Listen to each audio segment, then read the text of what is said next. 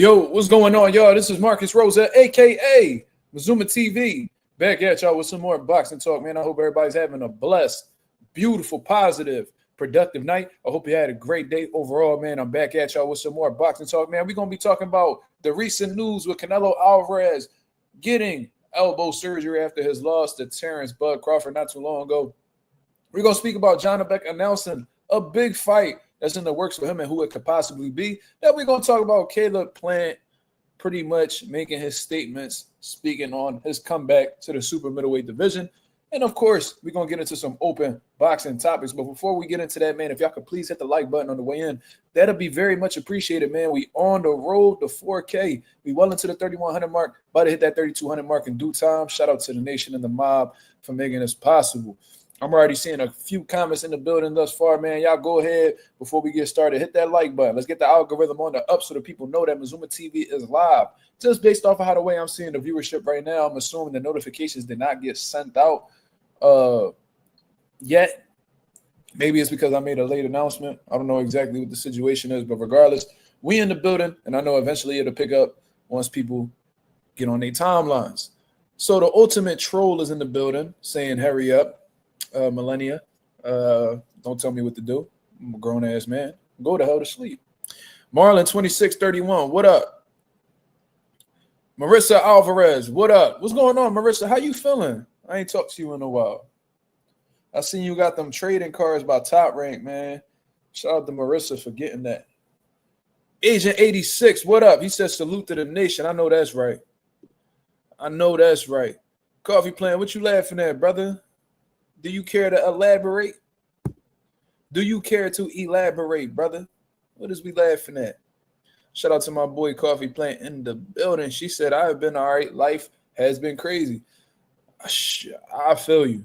I feel you. Life is definitely upside down for me as well as of right now. But, you know, as people, as strong people, me and you, Marissa, we just got to keep it moving.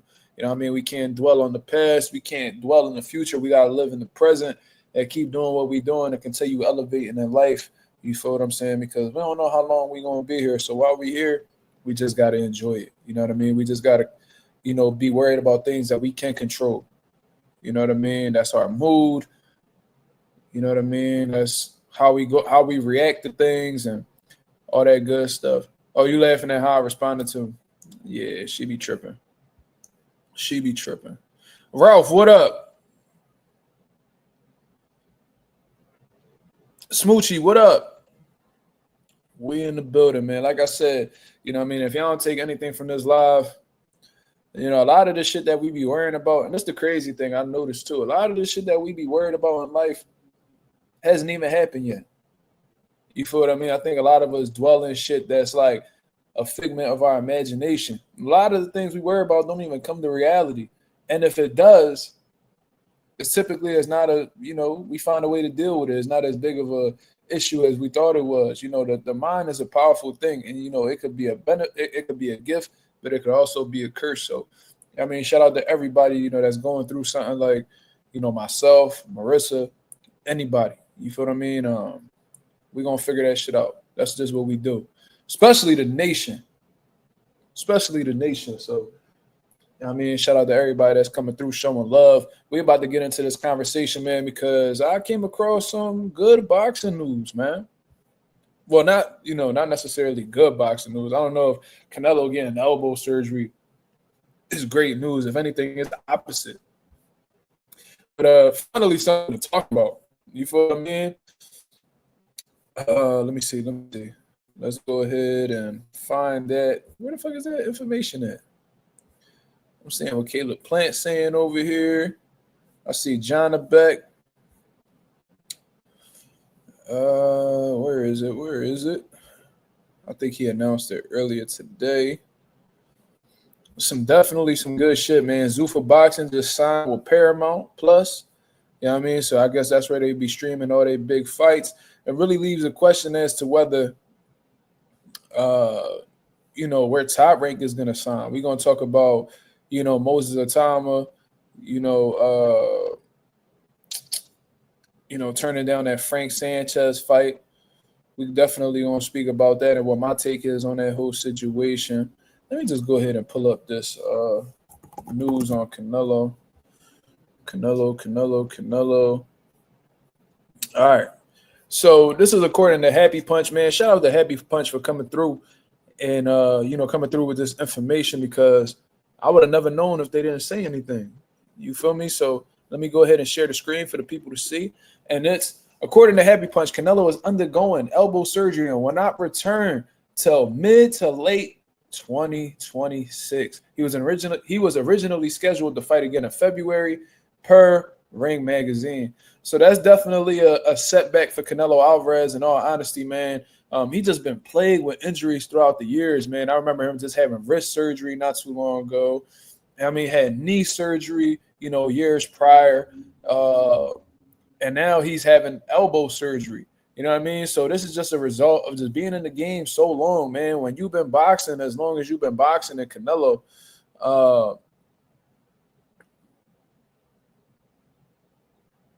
I'm not even going to get into that pro up there. I'm not.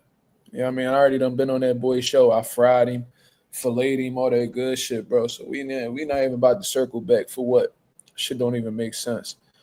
But anyways, to continue on with our conversation, man, that's just the result of wear and tear for being a professional since 16. This is what happens when you go through that many training camps, when you got over 70 professional fights. You're not going to leave this motherfucking game unscathed, especially when you putting your all into these training camps and you train. And it's not like a regular training camp. This ain't no lazy shit. This is elite level work. And, you know what I'm saying? When you training as hard as Canelo, shit definitely going to start to break down. So I'm not necessarily surprised by this at all. Age catches up to everybody, eventually. Father Time is undefeated, as they say. And like I said, I always bring it back to Kobe Bryant. You know what I mean? He played basketball. He played well over 1,000 professional games, from what I understand, bro. Like, well, probably, I don't know. I know he was pro for about 20 years. And, they usually play 80 games in a season, 80 to 82, I believe. And I'm not saying he played every game because, he had the torn Achilles. He had some situations going on, but nonetheless, he had a lot of wear and tear. He played ball in high school, middle school, all that shit. And, it got to the point where, mentally he was still in the game, but, his body couldn't keep up with the work ethic anymore. You know what I mean? When you breaking your shoulder doing dunks and, you over here trying to drive to the rim and, you tearing your Achilles and shit like that, that's your body just telling you that it can't keep up with that work anymore.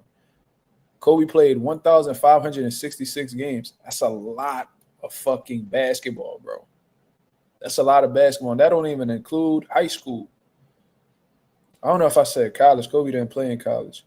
But, he played in high school. He played in middle school. He probably playing pickup games. Like, these things pile up. And this is no different for Canelo Alvarez. You know what I'm saying? And that don't even include the Olympics, Coffee. You know what I'm saying? So, yeah, man. This is no different for Canelo Alvarez, man. When you throwing punches, your body could break down on you. When you're getting hit upside your head, your body could break down on you. You only got one body. So if you're just putting it through vigorous training throughout the course of 20 to 21 years, yeah, you're going to start feeling the effects of it. And I think that's what's going on with Canelo Alvarez right now. And this just further proves why I believe Canelo Alvarez should just retire from boxing. You know what I mean? Not necessarily retire off of a loss, but definitely start looking to close out your career, you know what I mean, in 2026, to be real. I think Canelo Alvarez deserves to go out with a victory some way, somehow. So if he want to go ahead and fight like a lower level op before he walk out the game, then, I think that's his prerogative to do so. It's not like he has any type of world titles right now. It ain't like he'll be holding up a division if, he were to fight somebody of low tier quality.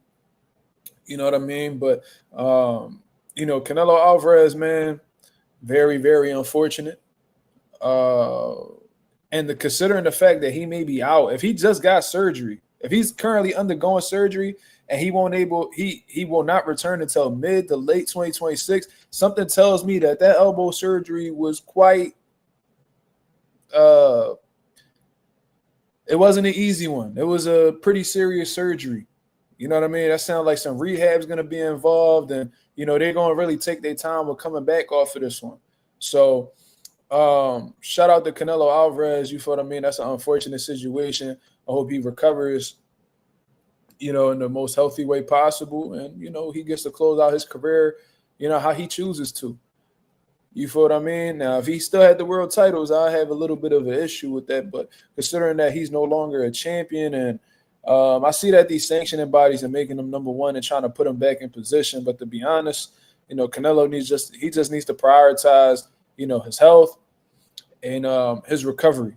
You know what I mean? That's just what he needs to worry about right now. He said Canelo need an oil change. Man, that transmission slipping, slime. That's what it's looking like. If we want to talk about cars or any type of automobiles, man, if Canelo's an automobile right now, I mean, he probably like a motherfucking Honda Civic. You know how they got all them miles, but they still performing well. But eventually, you know what I mean, that transmission starts slipping a little bit, and before you know it, you're going to put that motherfucker in reverse. You know what I mean? So I think Canelo, and I've been saying that Canelo was on a decline. I've been saying that since he fought like John Ryder. I was saying it probably before then that he was slipping. You know what I mean? I think like after Caleb Plant, he just like he lost to Dimitri Bivol and shit like that. I feel like he's been on the decline since. And then, I think what pretty much confirmed it for me where he looked a step slower was John Ryder. You know what I mean? And, he's been able to beat these guys because he's faster than them, because, he has more experience. But, now it's starting to really look like the age is catching up to Canelo. And look, man, it ain't no shame on Canelo. You know what I mean? When you get up there in age, these things do happen, and them young dudes start to get very hard to keep up with.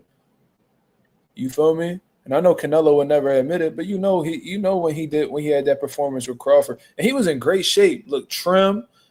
He said his axle broke. Definitely did. But he looked trim. He was in shape. I didn't really see Canelo really fatigued or anything like that. He just couldn't keep up with Bud. You know what I mean? Bud just had a lot more left in the tank than Canelo. That's just what he just looked to be a step ahead of him. His reflexes was quicker. You know what I mean? Better legs, better timing. He was just better than me all around. But you can't tell me that Canelo didn't. You can't even tell. There's no way you could tell me that Canelo Alvarez performed that night and was like, I was in my prime in this fight. You can't tell me that this was a prime performance from Canelo. Not to discredit Bud, because Bud really overcame a lot of odds going into this fight. So I'm going to always give him credit for that. And at the end of the day, he beat Canelo when he was undisputed champion and had multiple title defenses. So I'm going to always give Bud credit for that. You know what I mean? He became pound for pound number one on my list after that victory because I thought it was that significant. You know what I'm saying? So, we'll see exactly how Canelo recovers from this injury. And we'll see exactly what's next for him. You know what I mean? I just wish him nothing but the best. He said a prime Canelo would slime him out. I don't know that, brother. I really don't.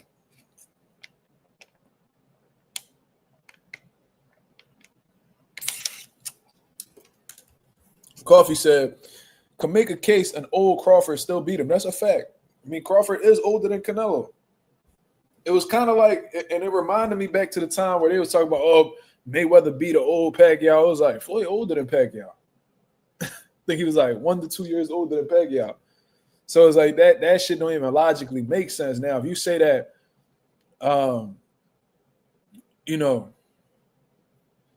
Canelo aged quicker than Crawford, okay, you might have a point.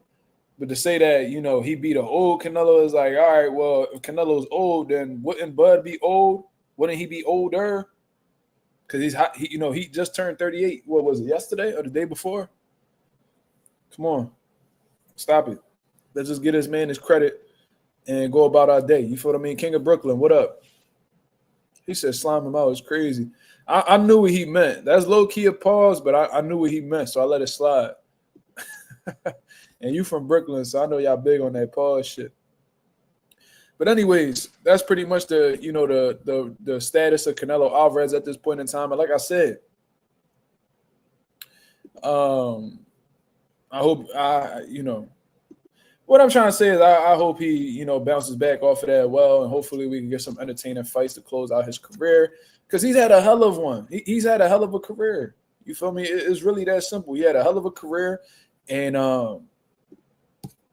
not many people are going to accomplish in boxing what Canelo accomplished. So even though I feel my ways about him being a drug cheat and all that, you know what I mean? He has done some great things for boxing, and he's put on many entertaining fights throughout his career. So I'll always salute him for that, and hopefully he bounces back, mid to late 2026, and, he puts on some quality fights before he hangs him up. Because when he retires, it's going to come, an end to the Canelo era. You feel me? And Canelo done been around for well over a decade. In other news, Janibek, the current unified middleweight champion of the world, says on social media early today that he has a big announcement coming soon and that there will be a big fight. Now, I remember Janibek saying something of this nature not too long ago. Then we heard reports later on that Carlos Adames had pulled out of negotiations. So I don't know if he's exactly referring to the Carlos Adames fight or the Erislandy Lara fight. Possibly it's a unification. I don't know. But there may also be a situation where Janibek may have also gotten that fight with Terrence Crawford. Now, do I believe that Terrence Crawford is, openly negotiating fights right now? Absolutely not. You know what I mean? He definitely got things going on. He's resting. He's enjoying himself. He's spending time with his family. And, to keep it real, Bud is seriously considering retirement. You know what I'm saying? He's strongly considering retiring. That's an option that's on the table. And we heard Bomac speak about it. We heard one of his coaches, Bernie, speak on it. They both want him to retire, to be honest with you. Bud may not actually take that advice and, go on to do some bigger things. And he did say that 160 is a bit of a stretch. And his philosophy is once you go up in weight, you don't go back down. Which is a smart thing, because we've seen what happened when guys did that, like Roy Jones. They ultimately ruined their career. So he's just learning from people that came before him. So I salute Bud for that. But considering the fact that, he's not truly acclimated to 68, I still think that he could still perform at a high level, at 160 if he were to do that next. But I don't think it's Terrence Crawford that he's speaking on. I think that, they're getting closer to making this fight happen with Carlos Adames. That's definitely the most requested fight in the middleweight division. I think a lot of people have been wanting to see Carlos Adames get in the ring with somebody elite since his controversial draw against Hamza Shiraz. Janibek, he's been looking for big opportunities throughout his career, but just couldn't seem to get anybody notable in the ring. So, I would love to see them fight. I like Janibek. Janibek is dangerous. Like I said, he has elite timing from what I've seen. He got some respectable power, good finishing ability. Carlos Adames, he a dog. You know what I mean? Showed to be a bit elusive in there with Hamza Shiraz. Of course, elusive as in like his defense, good combination punching, a lot of will, stamina, solid, just a smart boxer. So it'll be a great chess match in there, man. And if he's able to dethrone Janibek, he'll have 3 out of the 4 major belts in the division. Janibek wins. He just stamps himself as, the guy in the middleweight division, and it'll only leave Erislandy Lara on the table. So I'm looking forward to seeing exactly what this big announcement is from Janibek. I do think he deserves a big fight at this point. We got to put some respect on his name. Because he has the majority of the major belts in the weight class, and he's open to, fighting elite level opposition. And, that's something that, seems to be uncommon nowadays in the sport of boxing. With a lot of these guys that we speak on, that's relevant in the sport today. So the fact that Janibek is willing to take those chances and ultimately prove to be great, you got to put some respect on his name for that.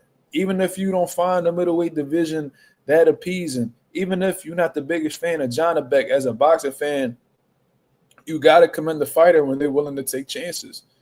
And it's really that simple. You know what I'm saying? So looking forward to hearing what Janibek has in store for his future. Hopefully it's a big opportunity that could get his name on the map. Look at him in the ring. He looked like he really enjoys what he does. So if anybody is deserving of a huge opportunity, it's Janibek. You know what I mean? And these are the type of fighters that we should be backing at the end of the day. Guys who want to prove that they're the best. Guys who are exploring undisputed. Not guys who, whenever they get asked to fight elite level competition, they throw temper tantrums and start speaking about, what person is getting paid and, who's doing what and who's selling this and who's doing that and who got hurt in this fight. Nah, we don't give a fuck about none of that. What we respect is motherfuckers who want to get in the ring, prove that they great. And even if the odds are stacked against them, they put in that work. They prepare to pull off the upset. You know what I mean? So those are the type of guys that, we're invested in as boxing fans, not the ones who pretty much say fuck the fans and they're going to do whatever they want. You feel me? So salute to Janibek, man. Hopefully, Bullies, what up? Bullies, what up? If it's not a diamond, you think it could possibly be a fight at 68 for Janibek? Ralph, I didn't even think about that, but that's very possible. That's very possible. Janibek ain't no little dude. You feel what I mean? I think he actually historically, I think in one of his most recent fights, had to pull out because he was severely dehydrated. So this is a guy who, he ain't no typical small or average size middleweight. He seemed to be a big guy, in the division. He's ultimately boiling down to get to that weight. So if there's an opportunity at 68, shit, I would like to see that too. Because obviously he's just been having so much trouble, getting this unification fight with Carlos Adames for whatever reason. So if he could get an opportunity at 68, I would love to see that. You know what I mean?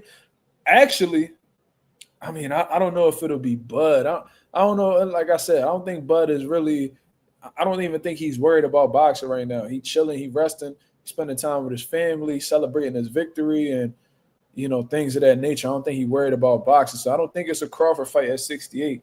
But it could possibly be somebody notable at 168 or somebody moving up from 54 to fight him at 60. I don't know. It could be a variety of options for Janibek, but – it doesn't seem like he's ready to announce it as of yet. So we just going to have to sit back and wait and see what they cooked up for him. But, I think Janibek, I think Turkey Al-Sheikh does take a liking to Janibek for real. Because he's been trying to get him fights in the past, but nobody's been willing to fight him, at least for what they're offering. So hopefully, they up that bag up, made him more enticing to fight him. And hopefully he gets his opportunity. King of Brooklyn 3 says, I don't think Bud cares to fight him for real, for real. I mean, that's a possibility, King of Brooklyn. That's definitely a possibility. But then I pose the question to you. Who does Bud really care about fighting at this point in time? Because it's like, bro, look at who you beat, brother. Look at who you beat. You just beat the top guy in or around your weight. Like, argue... I don't even know if it's really that much of a debate. The biggest star in boxing, you just defeated him. So it's like, what a really top that? What a really top? I don't know if there's anybody in or around 168 that but a fight that'll surpass the feeling that he felt beating Canelo. I don't know that. You know what I mean? I don't know if he cares to fight anybody at this point. And if that's the case, he shouldn't no longer be boxing. So, you might be telling the truth. You might be on to something with that. I wouldn't be surprised if Bud didn't really care to fight Janibek, but it's like, who is there to really care about? Let's keep it real. Who is there to really care about inboxing right now? Are you gonna move up to 75? He said no, he's not moving to 75. Them dudes too big. He only fought Canelo because Canelo was a small guy who came up. I get it. 160, he said 160 is stretched. There's a possibility there. If he wants to become a 6th division world champion, possibly is there. But I don't know. You know what I mean? It's a lot of Crawford definitely has some options. He does. You know, he's the new guy. You know, he's the new star in town. You feel me? He was always a notable name. He was always respected, always a pound for pound level fighter. But now it's like Bud got the keys. So it's up to him if he just want to hang them bitches up as soon as he get the keys, or, you know what I mean, he could take advantage of this moment to go do some more historical shit. Only people I could think of were Charlo, Benavidez. I don't know, because nothing's going to surpass Canelo. I mean, neither one of those, to be honest with you. He said he ain't fighting Benavidez. Benavidez is a big boy. You know what I mean? I don't know exactly if a Jamal Charlo fight will really entice Crawford, because, to be honest with you, I don't know if Crawford would get much credit for beating a Jamal Charlo if they were to fight. I think that'd be a tough outing. But considering everything that Jamal Charlo got going on with him, just seeming, you know, being on his Adrian Broner shit, can't put the liquor down, and, you know, constantly being in some type of controversial shit outside of the ring, I don't know if Bud were to defeat him, I don't know if he would get much credit out of that. You feel me? I don't know if he would get any. I don't know if that'll really do anything for him, because, you know, Charlo, he's been very inactive. And, you know, since he's been back, he hasn't really beat anybody notable. You know, to be honest with you, Jamal Charlo hasn't really beat many people notable in his career, point blank, period. I think Jamal Charlo, very, very talented. I used to study Jamal. I told y'all. I like what that guy brings to the table. Very, you know, but let's keep it real. Jamal Charlo resume is ass. Jamal got a much better resume than Jamal. And I always thought Jamal was more talented, but he never really beat the notable guys.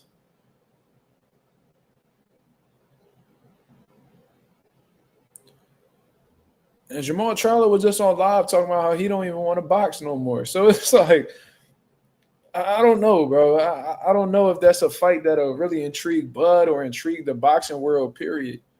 You feel me? If I want to see somebody fight Jamal, it'll be Canelo. Let's see that. You know, Canelo been targeting Jamal for a while now. You know, Canelo coming off of a loss. He just came off of a fight he got dominated in. You feel what I mean? So I wouldn't mind seeing Canelo and Jamal. Why not? Why not? I would love to see that. I would rather see that than Jamal and Bud. For what? Why Bud got to fight Jamal? What did he do? But considering the history that Maul and Canelo got all the way back since 154, come on. I would like to see that. I would rather see that, to be honest with you. Anonymous, what up? I would rather see Jamal and Canelo fight. You fighting Canelo off of a loss and an elbow surgery, and Jamal coming off of long layoffs and liquor. Shit, sound pretty 50-50 to me. Have Canelo beat on both brothers. Jamal gonna be a harder task than Jamel, though. I'm gonna tell you that. Because, you know, Jamel, yeah, he beat the more credible guys. You know, yeah, he was the man at 154. But Jamal, he brings something totally different to the table. He brings a world-class jab. He's freakishly strong. Freakishly, and has power in both hands. Fundamentally sound, sturdy. You know, he's the big Charlo. And I think that he has weapons that could really give Canelo trouble in the ring. Now, are we gonna get a Jamal Charlo that still has something in the tank? Because, you know, his last couple wins, like I said, weren't really against no world beaters or no top killers. So yeah, you beating them guys. Yeah, you beat Cornflake. You know, you beat Thomas Lamana. You beat Jose Benavidez Jr. Yeah, but Jose Benavidez Jr. ain't had no right to be in the ring with you. He don't. He ain't got. Bro, that's a dude who was getting knocked out at, what was that? 147 against Bud. Lost to Danny at 154. Now you fighting him. Why is something? Is that you speculating or you know something, brother? You speculating or you know something? Because I did bring that up as an option.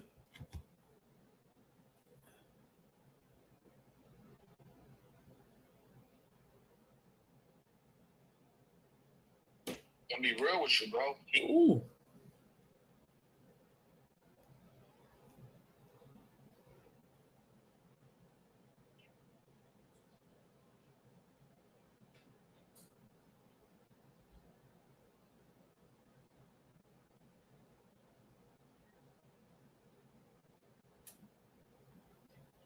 What you mean done, Jamil? Really?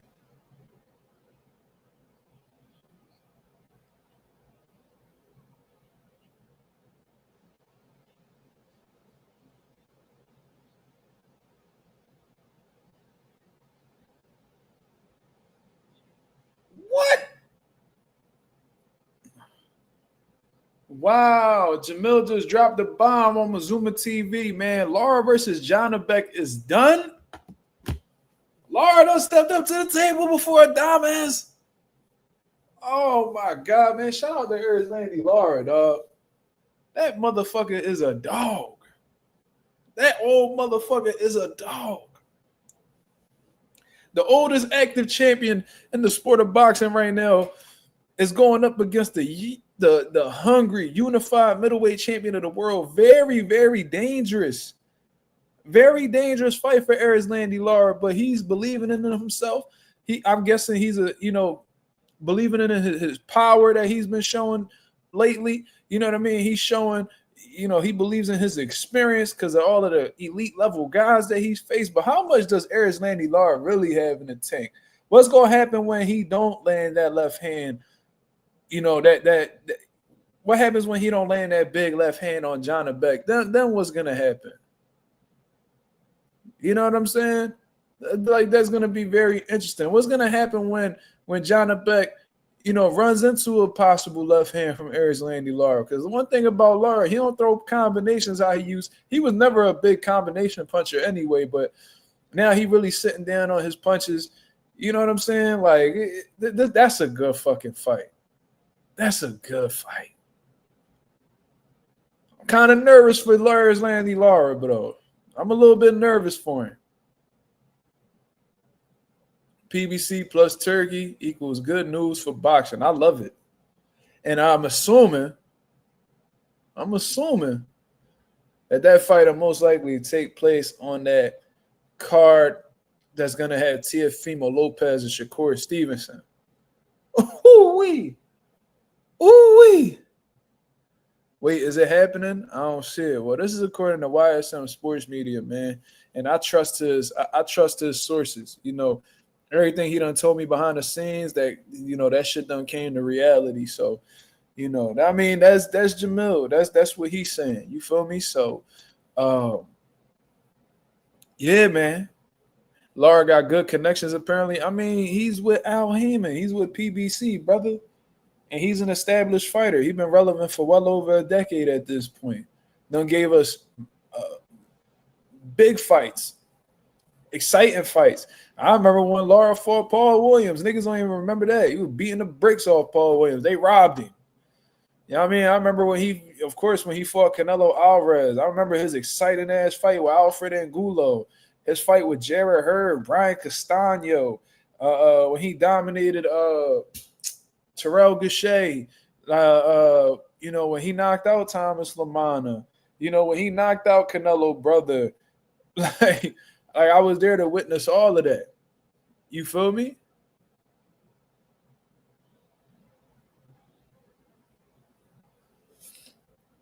Who do I got? I don't know, man. I'm gonna have to study up on some Janibek though. I'm gonna study up on some Janibek a little bit more, but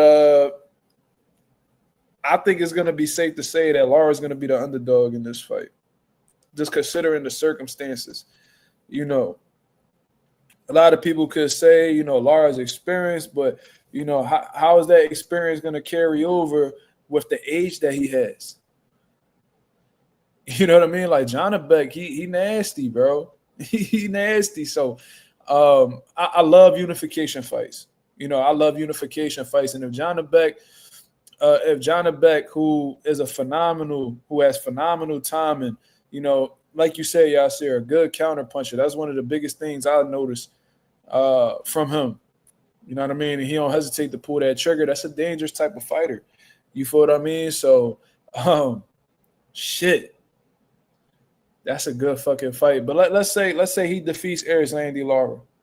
I give him all the credit in the world, regardless of whether he's 40 plus years old or not. That's still a current champion, not a has-been. Not a has-been. Like James Toney said, he said, I'm not a has-been. I'm a champion right now. Not no has-been. You feel what I mean? So you gotta give Lara his credit, bro. And like I said, and I've been one of very few people who say this. I think Lara is one of the most underappreciated fighters of this era. And the era before that. The way that he's been able to maintain championship level status, the way that he's been able to, remain champion and, always find a way to a world title, always found a way to defeat these guys. Like, this dude is battle tested. The way that he was able to adapt, knowing that he got older, so he changed his whole style up and still maintain success. You gotta respect Lara. You gotta respect Lara, bro. Like, this is a guy who's not spoken about as much. I don't know if it's because he don't speak English. I don't know. But one thing I do know is that Lara really did a lot of great shit in his career. And in my personal opinion, I got him as a first ballot Hall of Famer. Considering the people that he's going to be up against, whenever he decides to retire, he's going to be a first ballot Hall of Famer, man. You got to put him in the Hall of Fame. You got to. Lara low-key goated. Most of his losses controversial. Facts. That Canelo Alvarez loss, controversial. That Paul Williams fight, extremely controversial. Jared Hurd, that was a debatable John. That's when Jared Hurd was on his Terminator shit, but Lara had a lot of success in that fight. You feel me? But the thing is, even when Lara lost, he came back, became world champion. Lost, came back, became world champion. Like, how can you not respect that man? He said, nigga, we got Rocky Balboa in the Hall of Fame. Yeah, we got niggas like I do think that over time, the Hall of Fame has become more like a popularity contest, just to be honest with you. But no, when we talking about like great fighters, Erislandy Lara deserves to be there, bro. Seriously. Like, you got to put some respect on his name. You feel me?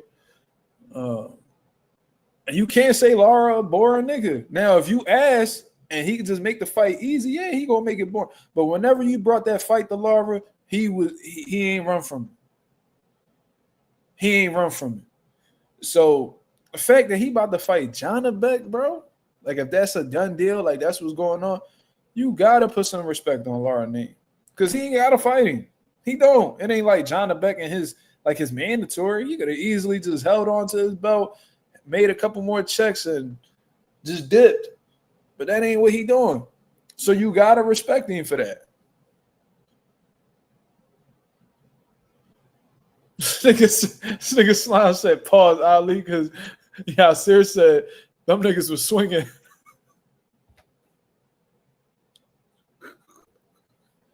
That is a pause. Them niggas are swinging. Yo, that's some funny ass pause. I ain't gonna lie to you. But shit, Jamil said it, so now we just gotta wait and see what them people say. I can't wait for that announcement. I can't wait for that announcement, bro. That shit that's exciting. I ain't gonna lie to you. Very, very exciting. Now, I had some people, and I'm a transition off from this conversation, man. We just gonna have to wait and see exactly what's gonna be going on, with Janibek, later on. I'm sure the announcement will come out at any time now, but this is what I'm gonna say. Just to transition to the next conversation, man. We're gonna talk about somebody who's been spoken about a lot as of lately. And I'm gonna need y'all. I'm gonna have y'all. This nigga Crawford just wrote Ray Jackson. This nigga Crawford just had a gun put to his face, and now he about to tweet. Hello, he just tweeted, "Hello, everyone. If anyone's hold on, let me just share it. Hold on, let me just this nigga Crawford on his bullshit again. He said, "Hello, everyone. If anyone see my son Ray Jack, tell him his daddy said I'm off child support now." What the fuck?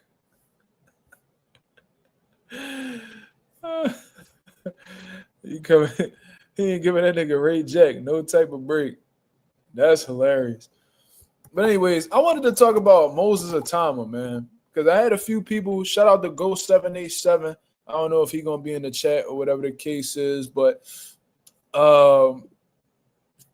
he wanted me to speak on this topic. Well, not necessarily. He didn't tell me to speak about it on YouTube, but he did. We did talk back and forth from the DMs, and he wanted to know exactly what my take was on this whole situation. And I'm gonna need y'all to, give me some clarification if I'm slipping. Hold me accountable for my words, man. If I'm saying something that is not true, please let me know, and I'll, correct myself and move on with the conversation. But there's been news coming out. Shout out to Sky Sports Boxing for letting us know. And as Moses Itauma has rejected an IBF final eliminator fight against Frank Sanchez that would have led to a world title challenge against Alexander Usyk. Now, let me see. There's some people that I've seen, and I've seen it on my own timeline. I can't, that shit's far gone now, but seeing people call Moses Itauma a duck. You know what I mean? Calling him a duck, saying that, why, or people just speculating whether he was ducking or not. Now, looking at Moses Itauma, I believe he's 20 years old, right? 20 years old, looks extremely talented, looks like the goods. He passed the eye test, in my opinion. He does a lot of great things in the ring, and to be honest with you, he seems to be ahead of his time in terms of how polished he is. How polished he's supposed to be in comparison to how polished he is. The hand speed, the combinations, the punch selection, the feints, the level changes. Like he looks very, very ahead of where he's supposed to be thus far in his career. And yeah, that might have been a Dillian White who may have been over the hill and things of that nature, but he did what he needed to do, and that was make it a short night. And that's exactly what he did, right? So since then, a lot of people have been putting pressure on Moses Itauma to go ahead and go up against the world champions and, things of that nature. And y'all already know who I'm talking about, because this is who it all started with. Turki Al-Sheikh. You know what I mean? Turki Al-Sheikh was the one, who, after Moses Itauma watched Dillian White, he said, Moses Itauma versus Usyk, that is the fight. That is the fight. As if anybody ever asked for this fight outside of him. Like, they asked for the fight. And, I've seen people who, coincidentally, they work for Turki Al-Sheikh saying, no, this is a great fight. This is a great fight. Bro, and you want to know how I know this is going to lead to this type of conversation? Because after Moses Itauma defeated Dillian White, he was asking for a fight with Jermaine Franklin. Now, Jermaine Franklin, Alexander Usyk, both of those guys are on totally different levels and are on two totally different trajectories in their career. Alexander Usyk, he's being called the greatest heavyweight of this era. Jermaine Franklin is merely a fucking contender, and not even a high-ranked contender at that. Just merely a contender who's taking losses to, former world champions and things of that nature, and damn near almost lost his last fight against that Russian dude, man, Ivan Ditchko. You feel what I'm saying? Now, what I believe is that Turki Al-Sheikh and Moses Itauma's team are not on the same page. Turki Al-Sheikh, who should just be putting his money up and shutting the fuck up and letting the matchmakers do what they do, he's now putting his input as to who needs to be fighting who and when they need to be fighting them. And that's not how this shit works. You know what I'm saying? Yeah, you paying these guys good money and things of that nature, but they still have a job at the end of the day, and that's to build Moses Itauma into being that generational talent that goes on to be world champion. What you're doing right now is trying to jump the gun. You're trying to make this guy skip steps and put him in a situation that he may very not be ready for at this point in time. Moses Itauma looks like the goods, yes. Does he look polished? Yes, but he still has a lot more room to grow, people. And you could tell that they still believe that he has some tuning up to do just based off of his actions and who they've called out. You calling out a Jermaine Franklin, that lets me know that you still looking to move up the totem pole and put yourself in the best possible position to develop. They feel like they can get some rounds in with Jermaine Franklin. Cool. Let them go get that round so they can continue to develop and, build on what they could possibly be. You feel what I mean? So for the people saying that Moses Itauma rejecting this IBF final eliminator is a duck for Frank Sanchez and all that shit, bro, he doesn't want to be in that position as of right now because he still has room to grow, and he's not about to go down no Fernando Vargas path, Erickson Lubin path, where you go up against these champions when you skip multiple steps. You skip multiple steps, prior to getting in that world title fight, and you end up paying the cost. You end up paying the price for it. Erickson Lubin, he threw him in that Jamil Charlo fight way too early, and we seen what happened to him. And to be honest, Erickson Lubin never was able to, get back on that track that he was at prior to the Jamil Charlo fight. Fernando Vargas, I think he was the youngest champion in junior middleweight history. Goes up against, a prime Tito Trinidad, probably one of the best versions of Tito Trinidad we've ever seen. And he was never the same after that fight, after taking 12 rounds of punishment. Now, I'm not saying that that's what would have happened if Moses Itauma fights Frank Sanchez. To be honest with you, I think he beats Frank Sanchez right now. However,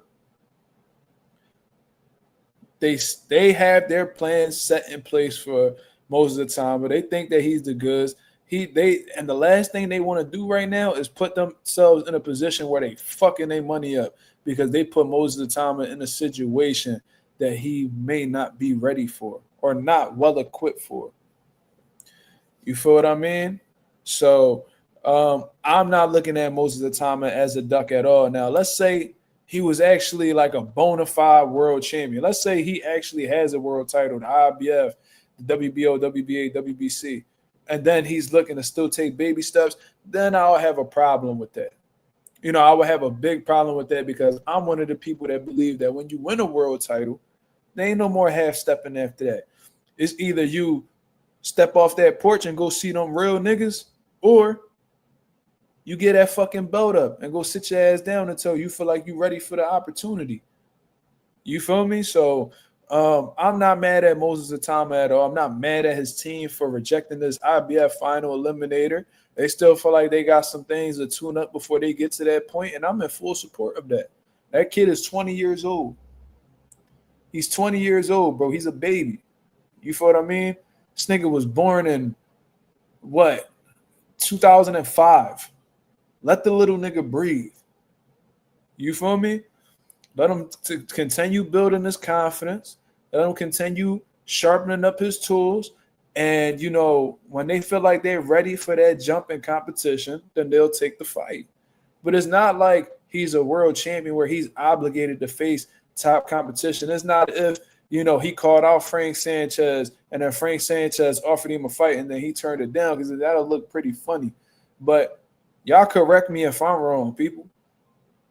Y'all correct me if I'm wrong. Did Moses Itauma ever call out a world champion?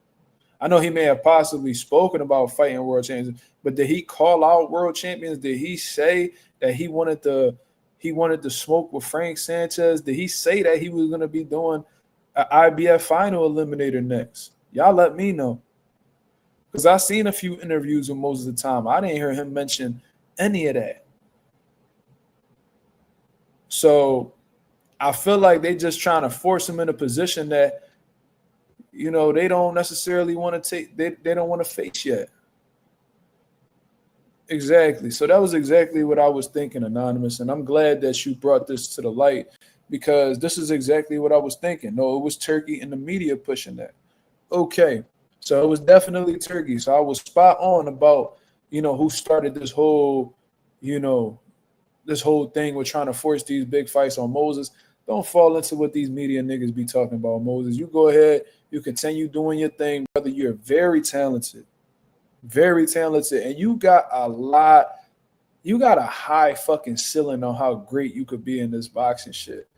But you gotta trust the process at the same time. You know what I mean? Get all the experience that you can, brother. You know what I mean? And when you feel like, you know, your tools is as sharp as they can never be, then you go ahead and take that jump. But you understand, you know, because people got to understand, once you take that jump, there ain't no turning back. You feel me? So I'm not gonna subscribe to this narrative that Moses Itauma is a duck. You feel what I mean? He never came out and said that he wanted that he wants these fights, or, you know, he's looking to be a world champion right now. Absolutely not. He has a lot more room to grow. You know what I mean? He got a whole lot more maturing to do. He got more tools to sharpen up on before he gets to that elite level. And I'm in full support of him, you know, taking his time and, you know, going about things the correct way. There's a way to build these fighters, especially if they're young. Now, if this motherfucker was 36, 37 years old, it's like, all right, Moses, like, something gotta give, my nigga. You ain't got that much time to be wasting. What are you doing? This is a 20-year-old man. He's not even, like, in the US, he's not even allowed to drink legally. This is a baby, y'all. Like I said, 2005. 2005, this man was born. I was 7 when he was born. Wait, was it? Yeah, I was 7 years old when he was born. Nigga, I was in 3rd grade. This nigga just popped out. And y'all over here trying to get him to take on opportunities that he didn't ask for. Y'all motherfuckers just be kissing Turkey Al-Sheikh ass and just be subscribing to whatever narrative he putting out because y'all just want to be on his good side. The reality is Turkey Al-Sheikh just need to be the nigga who front the money and shut the fuck up. Seriously. Because you don't know shit about boxing. You feel what I mean? You're using boxing as a way to, you know, get more people to come over to Riyadh and shit like that. I'm under the impression that you're not a boxing fan at all. You just a nigga who using their money to fund the sport of boxing or make big fights happen in the sport of boxing. You know what I mean? Because if you understood anything about boxing, you would know that there's steps that these guys have to follow in order to be in the best position possible to be a high caliber fighter, a world champion. So I wanted to speak on that, man. I've seen a lot of people trying to shit on that young kid. And like I said, that's why these boxers don't be fucking with y'all media niggas, bro. Now y'all get mad when y'all don't get interviews. Y'all get mad when they don't want to rock with y'all. You feel me? So, yeah, so that's all I really had to say about that. You feel what I mean? Let me see. Hold on. Shit, I exited out that tab. I wanted to see what else there was to talk about.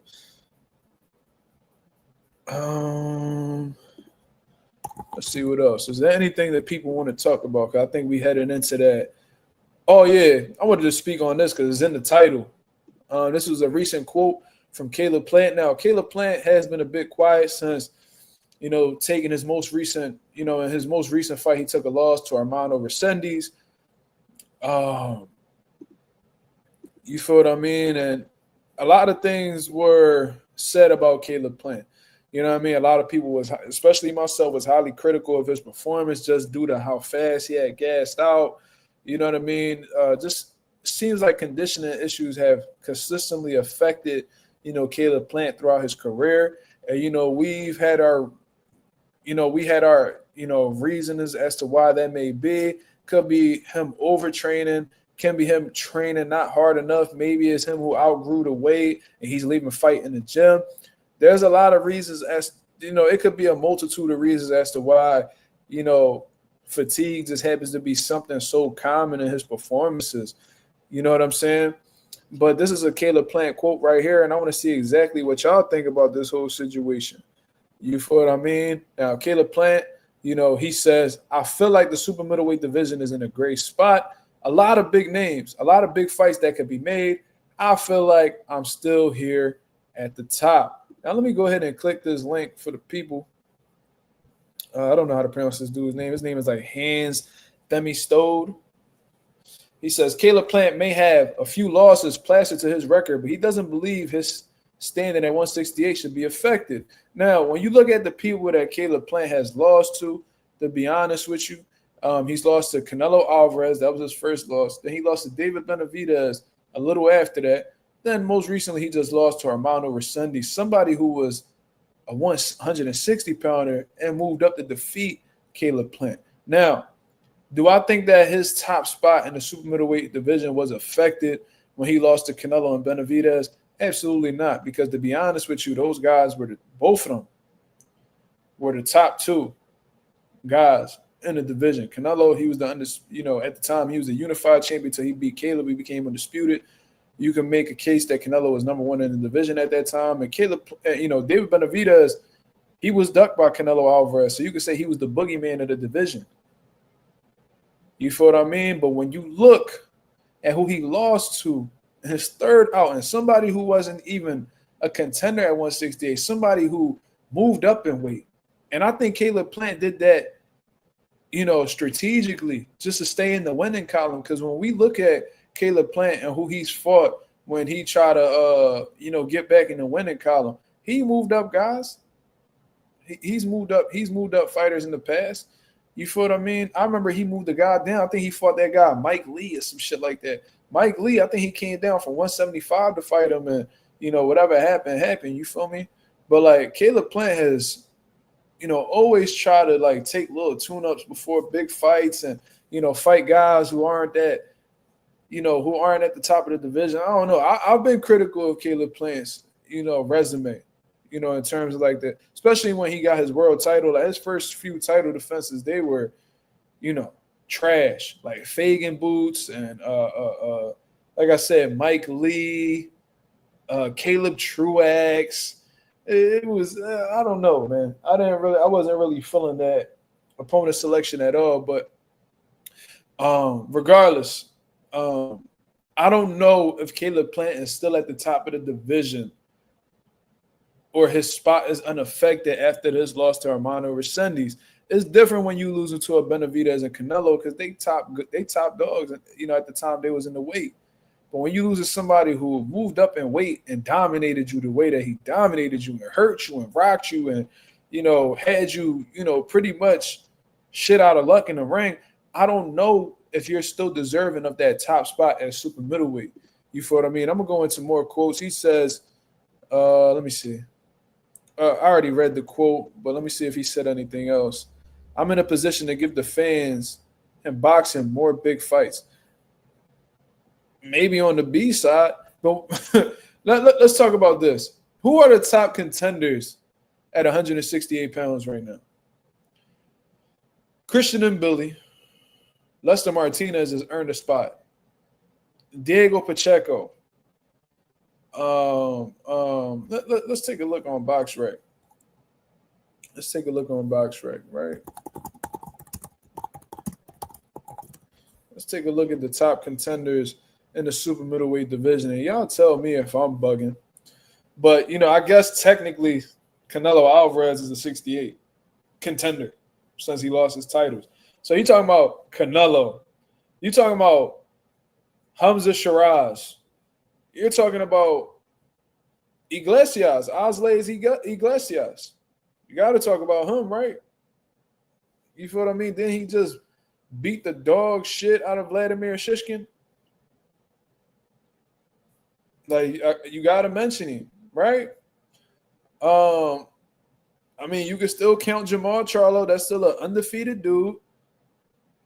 You got to count the drug cheat, Jaime Munguia, Christian and Billy. Lester Martinez, he put himself in that situation. What about Beck the Bully? What about Beck the Bully? Ain't he a contender in the division? I don't know. I don't know if he's still at the top of 168. Now, in terms of being a notable name, he could be mentioned, but in terms of like position in the super middleweight division, I don't know if Caleb Plant has that right now. You feel me? Like I don't know that. So I want to know exactly what you guys think. According to Caleb Plant, what he said in his most recent comments, he says that he still feels like he's at the top of the division, even coming off of a loss against Armando Resendiz. Do y'all feel like that? And where would y'all place Caleb Plant? Because to be honest with you, he might be at the bottom 10 of my list. Like at this point in time, Canelo's a contender. Hamza Shiraz, I know he only beat Edgar Berlanga, but he's a contender. Iglesias, he's a contender. Jamal, he's a contender. Billy, he's a contender. Munguia, Pacheco, Lester Martinez. That's 8 people right there. So he might be like in the bottom 10, to be honest with you. Shit, what about Bruno Sarase? Did we just say fuck Bruno after being cheated by Jaime Munguia? We just gonna let Bruno go? I don't know. Plant is a big name, George. That's not what we disputing. What we're saying is, at this point in time right now, him coming off of a loss against a middleweight who moved up to super middleweight to absolutely dominate him, is he still at the top of the super middleweight division?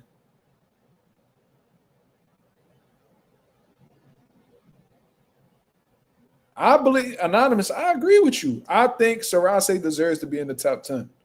What he did to Jaime Munguia, and Jaime Munguia did that snake shit in the rematch and try to cheat to get a win against him, you gotta put some respect on Sarase's name. That boy got skills. He could box. I think he deserves to be in the top 10. He and Jaime Munguia don't even deserve to be above him. BoxFrame got the shittiest rankings. I was just using them just to see the names. I don't know if, he might be top 10. Caleb Plant might be top 10. You feel me? But to be real with you, I think Caleb Plant is in a bit of a dilemma right now because I don't think he'd beat any of these contenders that's coming up right now. I don't think so. Based off of how the way he looked against, and there may have been a multitude of reasons as to why he performed the way he did against Armando Resendiz. I thought he started off real well. I think Resendiz, laying in some big shots to the body. I think that really took a lot of gas out of Caleb Plant's tank. And then when he started getting hit with those headshots, shit started to go downhill from there. That's what I personally believe happened. I think he was affected by the punches that Resendiz was putting on him. And the fact that Resendiz was in dog shape definitely didn't help Caleb Plant neither. So he accumulated a lot of damage in that fight. To be honest with you, Caleb Plant's been taking damage in a few fights now. He took damage against Canelo. It was slow. It wasn't like a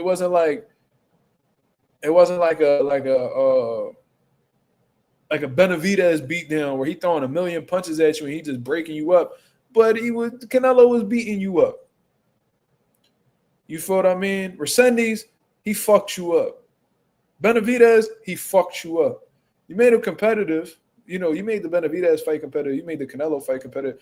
But your 3 losses, you took some damage in each one of those fights. And some people more durable than others, bro. There's people that could get their ass whooped and have 10 losses and still have something in the tank. Then there's people who get their ass whooped in one fight and their punch resistance completely gone. Everybody's different. Not everybody could, take an ass whooping and still fight at a high level. And I'm not saying that's Caleb, but He's been taking some damage, y'all. So moving forward in the super middleweight division, I don't know how he stacks up against these other guys. Like, if he were to rematch Canelo, I don't know if he beats Canelo. I think that pressure would be too much. Hamza Shiraz confident. He's tall. He's rangy. He could crack.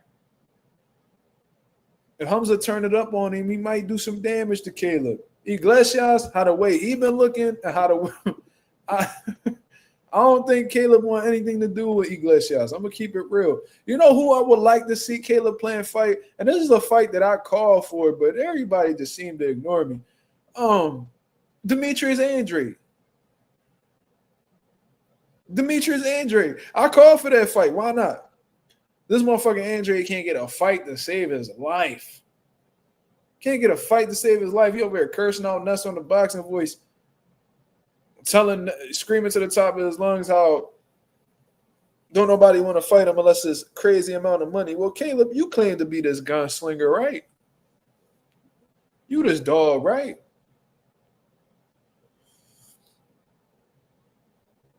Fight Demetrius Andre. He's inactive. He's coming off of a loss to somebody you lost to. He got 1L. You beat Demetrius Andre. That puts you. That's gonna get you right back. That's gonna get you right back where you want to go. Now, there's also the Jamal Charlo fight, but I don't know if that's a fight you want to jump right back into. I don't think you want to do that.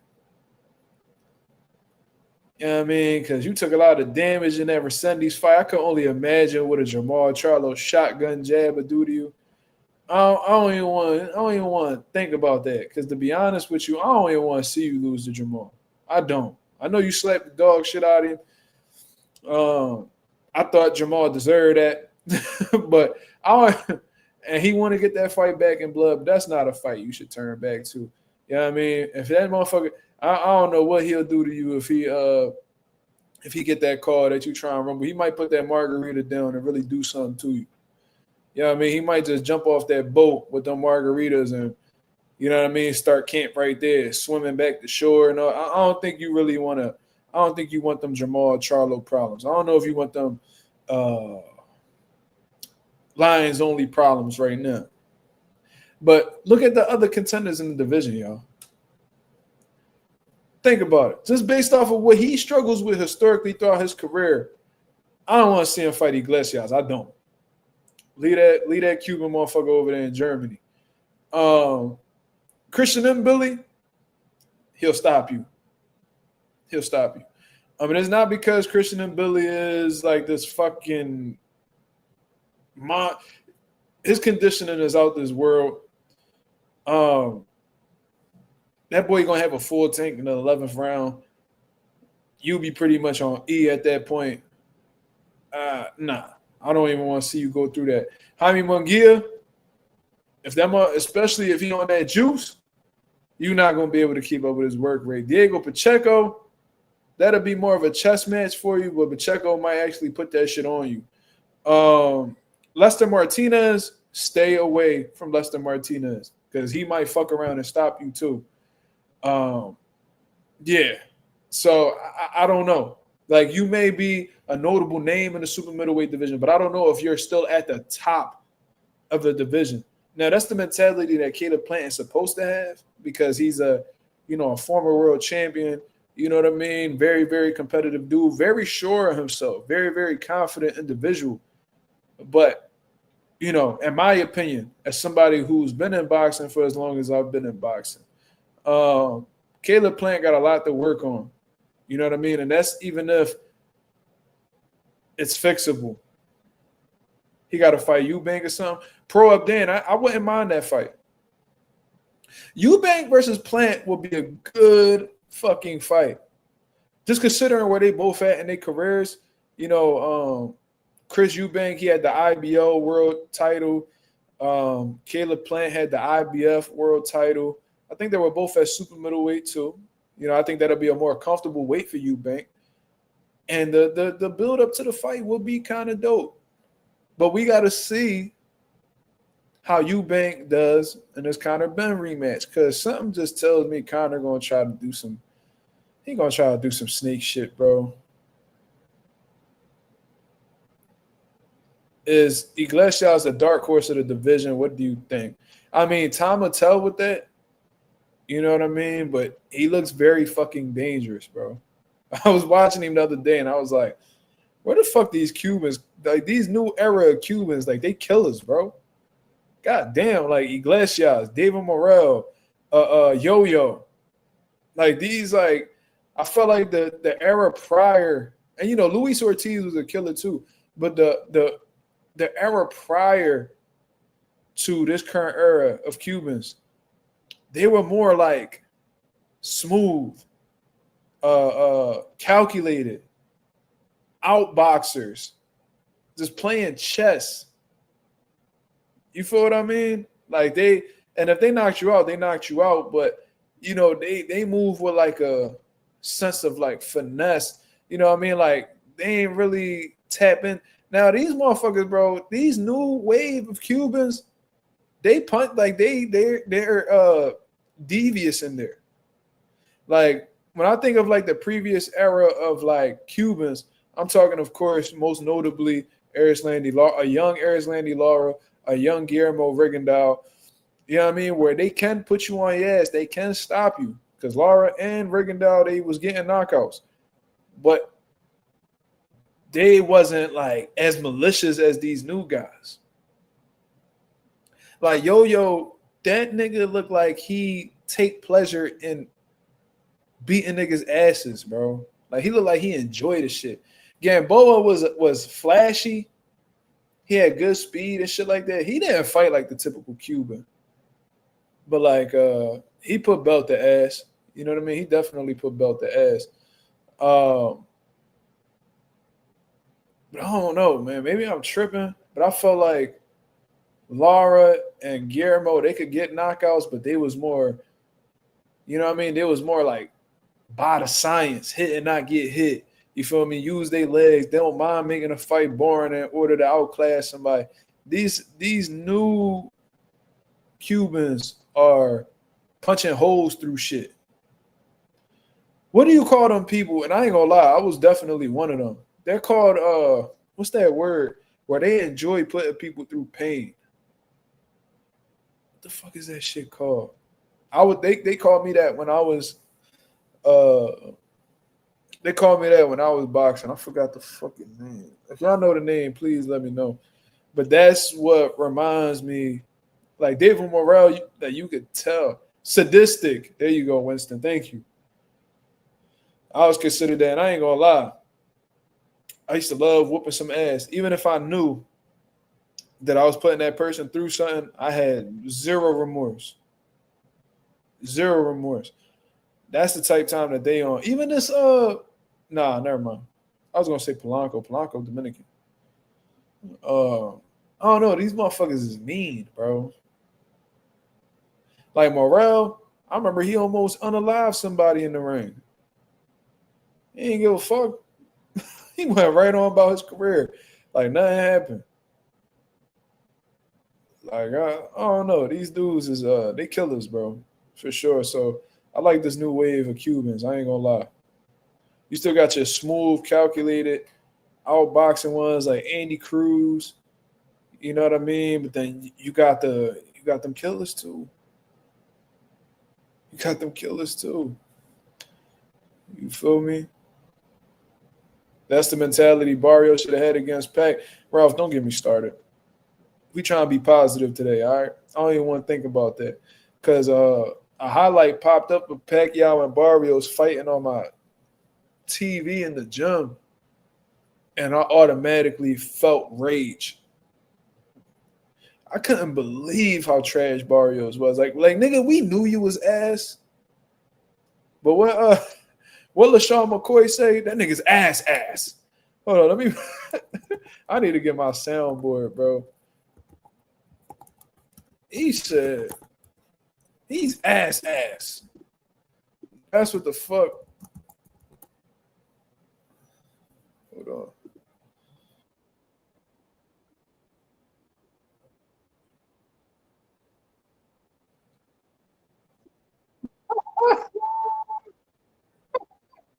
Second game that he's just lost by throwing picks. Get comfortable, big dog. What did I say that wasn't true? First of all, watch is nice. Yeah. He took off First of all, Dak is ass, right? Can I say on TV? Because he is ass. You can say whatever you want on Okay, that's one thing. This is the second game that he's just lost. I know I was critical of LaShawn McCoy for being a part of like that Ring Magazine talk show, whatever that with Max Kellerman, Mike Coppinger, and whoever else is on the show. I forgot. I seen they had Chris Arreola on there one time. Whatever. I know I was critical of LaShawn McCoy when he first got put onto the John, but I kind of like dude energy. You can tell he's very casual, but I like the energy he brings. Like he's very upbeat. You know what I'm saying? Now I think they could have got that out of a former fighter, but you know I like LaShawn energy, and he don't bite his tongue. But this is exactly the meme that pops in my head when I think about Barrios. He said, "Can I say this on TV?" And ain't even give a fuck to get the say so, like the green light. Get comfortable, big dog. What did I say that wasn't true? First of all, watch is nice. Yeah. He took off First of all, Dak is ass, right? Can I say on TV? Because he is ass. You can say whatever you want on TV. Okay, that's one thing. That's a classic right there. That's exactly what I think about Barrios. That nigga is bona fide ass. That nigga is the crack, the whole, all that. Nigga is certified garbage truck juice material. Holy shit.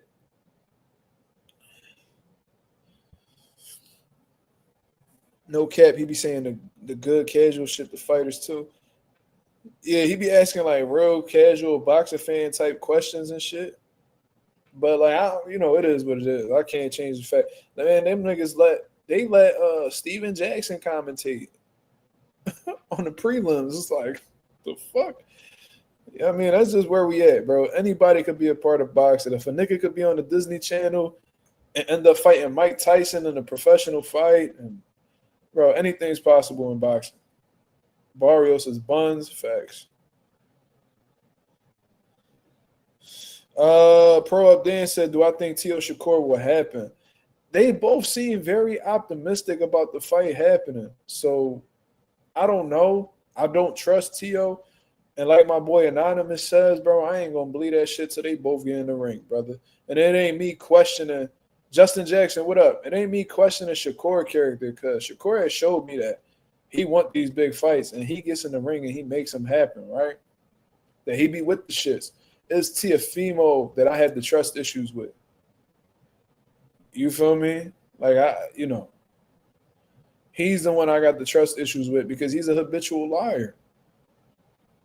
He's a habitual liar. So it's like with habitual liars, the way that you don't even feed into them is you just gotta specifically go by their actions. I refuse to believe Teofimo. Teofimo could come out and say some shit that he could say some shit where it's like, yo, let's say, yeah, I'm fighting motherfucking Floyd Mayweather next. Won't believe him. I'm making $1 million this fight. I won't believe him, bro. I don't believe nothing that he says, bro. I grew up with, compulsive liars, and everybody done lied before. You know what I mean? People like that's something that happens. People have lied in their lives. Now, whatever reason that is, it is what it is. I've lied. I've been a liar in situations. I'm sure you have been too. But it's different when you are a compulsive liar. Like that. To me, that's like mental illness. When you have to lie about everything, it's like, bro, how could you even live with yourself knowing that you lie that much? You feel me? And Tio, he has those issues. He is a compulsive liar. So I don't know. I mean, I kind of don't like the way that he's been approaching those questions about him and Shakur fighting. He said, "Oh, but first we're gonna do basketball. We're gonna play one-on-one basketball." Why? Why?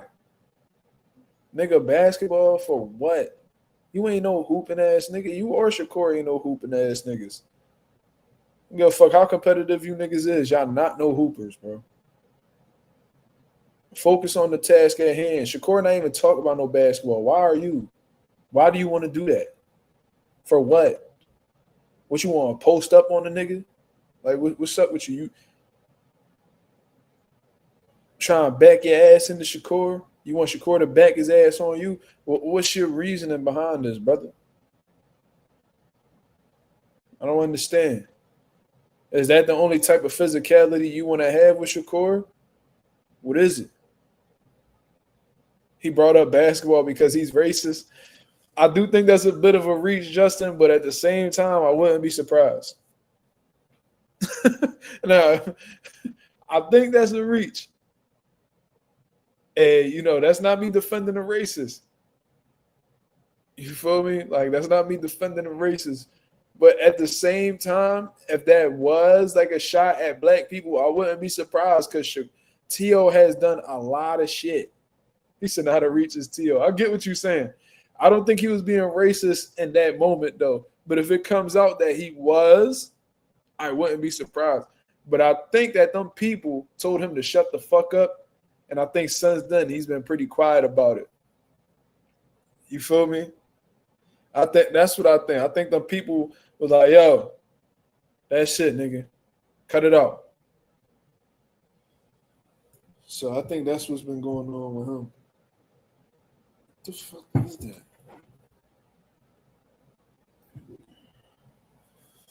WBC find him? How could they find him? He don't even got a WBC title.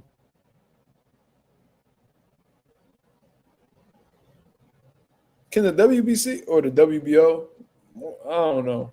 All right, I was about to say, I'm gonna say, can you imagine that? You a world champion in the IBF, you do some crazy shit, or the WBO and the WBC fine you for being racist? Nigga, fuck your fines. Nigga, I don't got your title. Not no more. Fuck you talking about? The audacity. But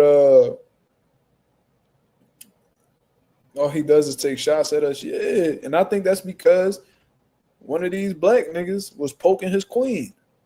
That's what I think happened. Now, that would be the only reason why a nigga would have so much resentment. It's either because somebody who was black did him dirty,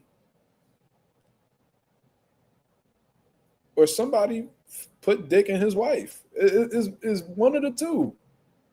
It's one of the two. Something really hurt T.O. And it had to be a black person who did it. And ever since then, he's grown to be resentful towards black people. That's what I think. Because how you go from, and he tries to overcompensate his love for black people by like having Muhammad Ali as like his profile picture, Sugar Ray Robinson on his header. Like you could tell he's trying to do some type of rebrand to make it seem like he's not racist. You feel what I mean? And a lot of these coon ass black niggas been coming out and been saying, "Oh man, T.O. my God, man, T.O. my God." Like they're trying to, only black people defend people who hate them. I swear to God, that's like and I'm saying this as somebody who has a black parent. You feel what I mean? Like somebody who comes from black people. Black people are very forgiving of people, or very understanding of people who hate black people. And that always makes me scratch my head.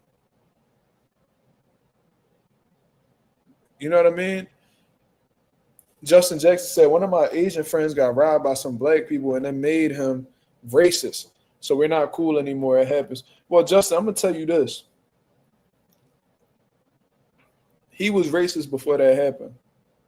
Because if he really wasn't a racist, he wouldn't use an individual experience to classify a whole race of people. So that's something that he had in him for a long time. And he used that experience to come out and show who he truly is. So that person robbing him, you got to thank the motherfucker that robs your ex-Asian friend, because that nigga who robbed him showed who he truly is. There's no way. I done got my car broken into by a black young boy. He probably was like 14, 15, you know, all types of shit. You know, I never came out and was like, oh, those fucking black people, man, I fucking hate black people. I would never say that, because for one, that's who I come from. So that'd be disrespectful to myself and my ancestors. You feel what I mean? And that's something that don't cross my mind, because I don't have hatred towards my people. I don't. So your friend was a racist this whole time. He used that.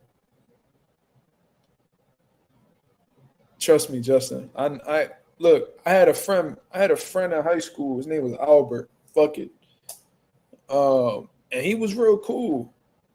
But I heard something from I forgot who the fuck told me. It might have been my mom. You never know how somebody feel about you until you get them angry, right? So I remember we used to fuck with this nigga Albert and shit. He was like a little fat white boy and shit with glasses.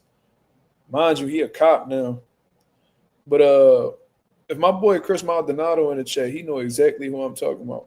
We used to say that nigga looked like them Wonder Pets. Y'all niggas ever heard of that show? Wonder Pets, Wonder Pets. We're on our way to save a baby turkey and save the day. Like, that shit right there. I used to say he looked like the guinea pig from Wonder Pets. And he used to get so mad about that.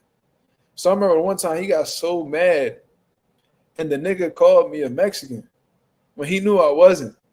So I was like, oh, so you're a fucking racist. Okay, and you said that shit in front of security guards and all. I was like, you know, if you would have said that to me outside of this building, I would have beat the dog shit out of you. Probably put you in the hospital, be real with you, because I had smacked this man's before for saying that same shit. So he knew I was like that. So I don't even know. He did that shit because he felt safe in that moment, but he ultimately revealed that he was a racist. So ever since then, I stopped fucking with him. He tried to apologize to me and all that shit. I said, bro, the only reason why you're able to talk to me right now is because we're like in a very safe environment. And ironically, I think he started getting picked up by his mom after that. He used to take the bus with us. Then he started getting picked up after that. Yeah, I mean, and then I think I ran into him in college. But by that time, I was like, nigga, man, fuck you, nigga. Like, I don't hold grudges, but fuck you. So your homie, long story short, Justin, your homie was a racist. He had that, he was holding that in for a while, or at least had racist tendencies or had racist thoughts about black people. And he used that traumatizing experience to truly reveal, to expose how he truly feels about you and your people. Yes, with the little turtles and animals. Yeah, the guinea pig. I just say Albert looked like the guinea pig. You feel me? He used to get so mad, but he really looked like that. He had the red hair and all that fat, round ass face. He used to get so mad. Like, my nigga, it's not my fault that you look like that. But that warrant, I mean, you could have easily roasted me back, but you decided to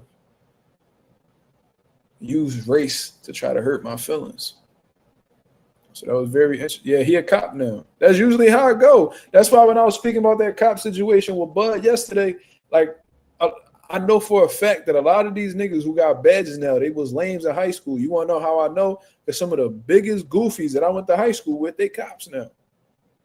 And they going to be one of them niggas that empty a clip on somebody who look like me and you. Or they going to be trying to prove a point against people that look like me and you, because we was the niggas who probably was fucking a girl that they liked in high school, or somebody who beat their ass in high school, intimidated them in high school. You feel me? They put that badge on and they get this like God complex.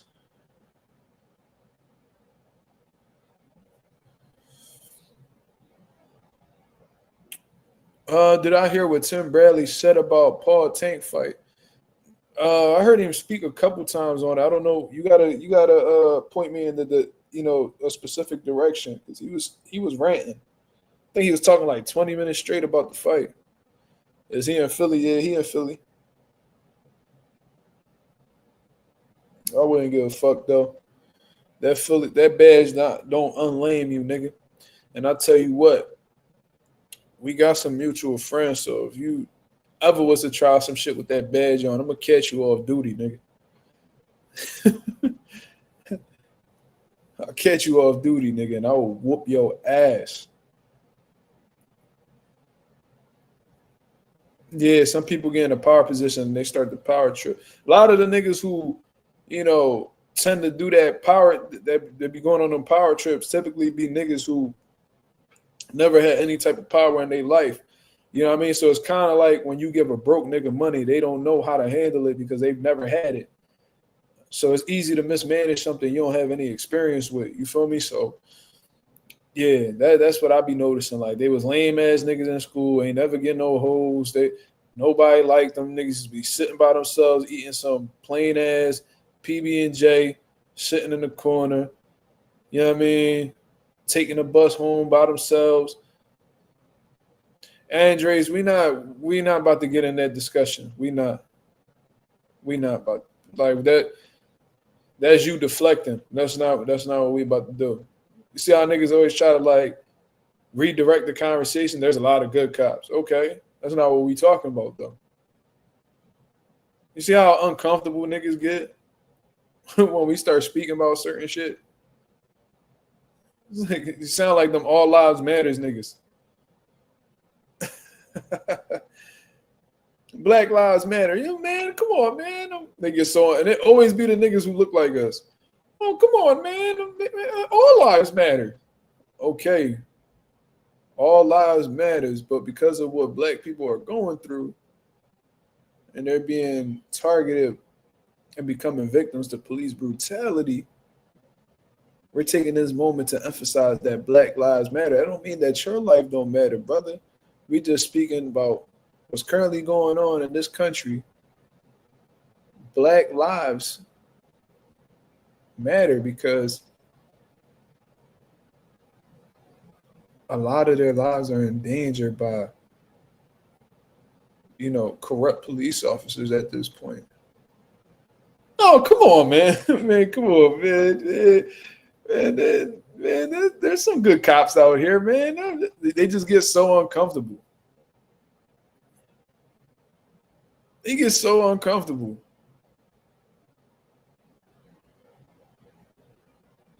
I got pulled over by a nigga I went to high school with, but he actually wasn't a lame. Like he was actually a pretty cool dude. You know what I mean? Had some nice little shorties in the school, all that. He saw me.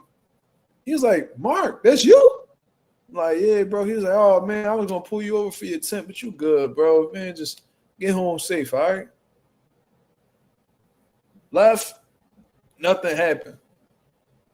So yes, there are some good cops out there, and yes, shout out to them. But I don't like how you're using that as a way to deflect or take away from the conversation that we're currently having. Because we're not talking about a lot of cops being good. And honestly, I doubt you know that many cops to categorize them as mostly being good.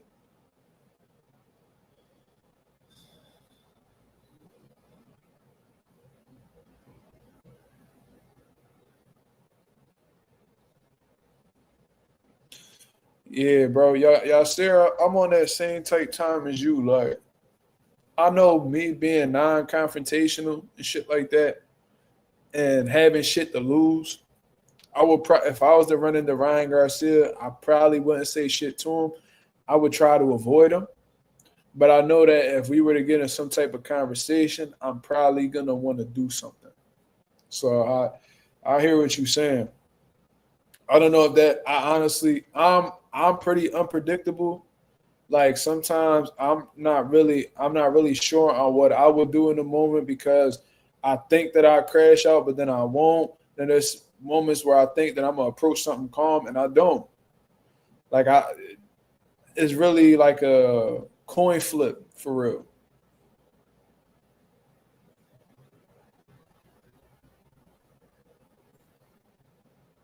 What you mean? Yeah, I see what you mean. You say you won't see me.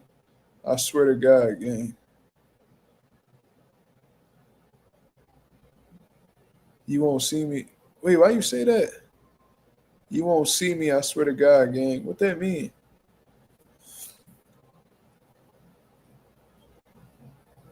Yeah, bro. Like if I'm on some shit, if he catch me on a bad day, I'll fuck Ryan up. I seen Ryan like wrestling one of his security guards, and he was actually getting off on. If that's your security guard, bro, fire that nigga. Because if he letting you out wrestling, that nigga's cooked. Cause I know for a fact he ain't beating me.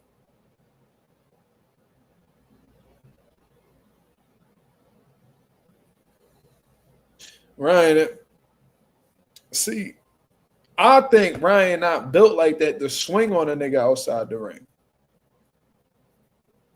That's just me. And plus, I don't think it's likely that he land that left hook. Because you better believe if me and him getting into it, I'm not letting him get to that. I'm not even letting him get to that. If I get my hands on Ryan, it's over. If I get any type of wrist control, or if I get this nigga in the air, it's over. Like it's over. He gonna, yeah. I will fuck Ryan up, bro. That's on my son.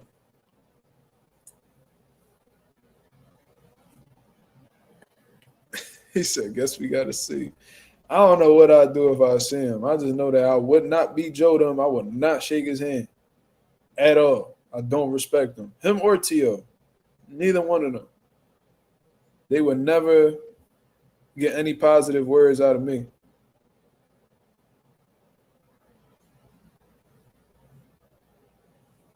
Damn, live quality sports. I can tell you a conspiracy theorist. Jesus Christ. This nigga right here, live quality sports, that's a nigga who be thinking like 10 moves ahead. Crawford has enough money and resources, to be honest. Do you think maybe not now, but years later, Crawford could make that cop disappear when no one expects it, pays another cops to do it?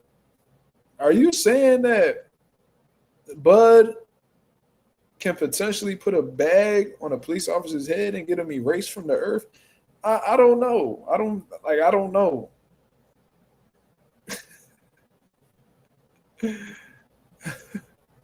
Ryan versus Mark undercard. Listen, I am not boxing Ryan. Ryan will get me in that setting, bro. That's not what I'm talking about. That's Ryan game. He will get me in that setting. What I'm talking about ain't got nothing to do with boxing. He said Mark by TKO. That's hilarious.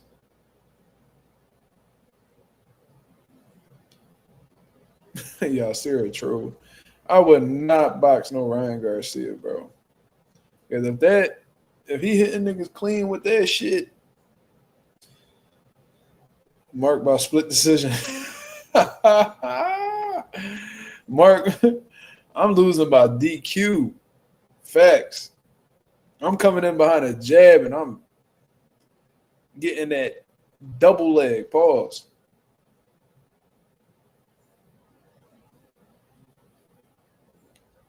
I would really try to hospitalize Ryan, though. Seriously.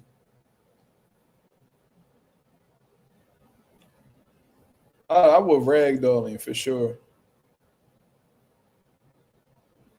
I would really ragdoll Ryan, like on some real shit.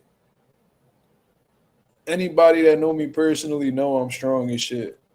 And I always have been. Like, if you move me around, you a bad motherfucker, bro. Pause. You feel me?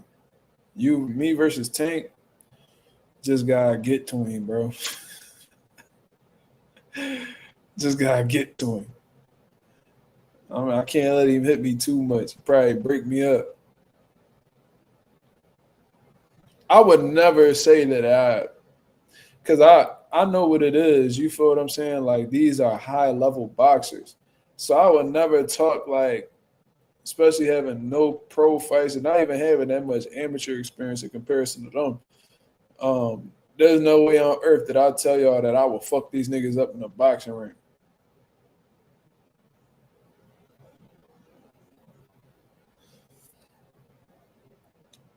Justin, you know I've won. I don't know if I ever told y'all. I told y'all that I won national titles in wrestling and all types of shit. Bro, I was winning nationals when I was 6, 7, 8 years old, all the way to like 13.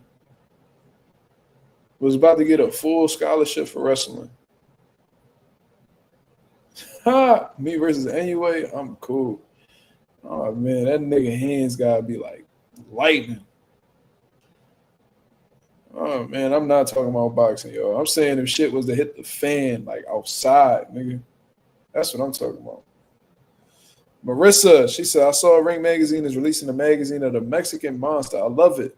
Shout out to David Benavidez, one of my favorite fighters, man. Love what he doing. Just got to keep going, bro. He's bound for greatness. Just needs to stay patient. One fight at a time, he's going to get the opportunities he's looking for. Yeah, bro, I'm very experienced in wrestling. I have wrestling videos on YouTube. When I was a kid, I think that was in my first national tournament. Nigga, he said Mazuma versus John Jones. Mazuma walks out the room. Nigga, my spirit walks out the room.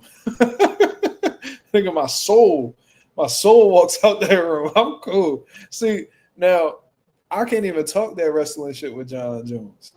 I can't talk that hands with John Jones. I'm asked out, bro. I'm sorry, like, I couldn't beat John Jones in any type of setting. But John Jones is like the greatest mixed martial artist of all time. Like, I'm sorry, like, that's the baddest motherfucker on the planet.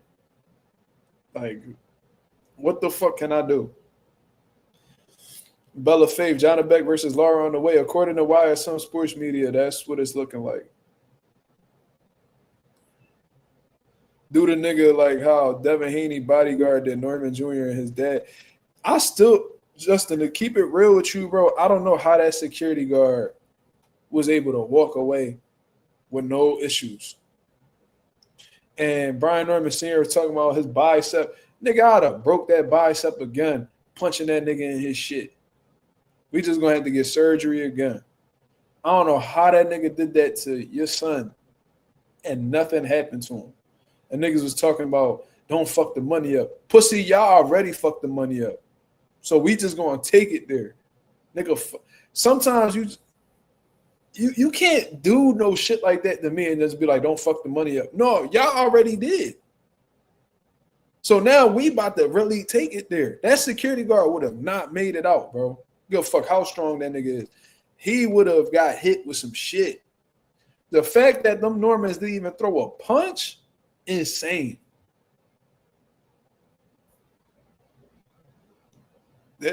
I can't speak too much on the son character, but Senior and them, they know what it is in Philly, bro. They ain't never gonna come over here. All that personal shit.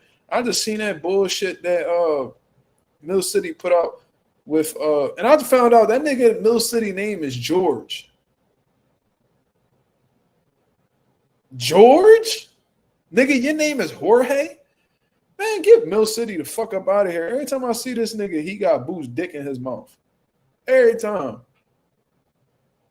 And he don't never directly say no shit, but he purposely brings niggas on that just negatively talk on Boots consistently because you can't get an interview with Jerron Ennis. So what do? You go ahead.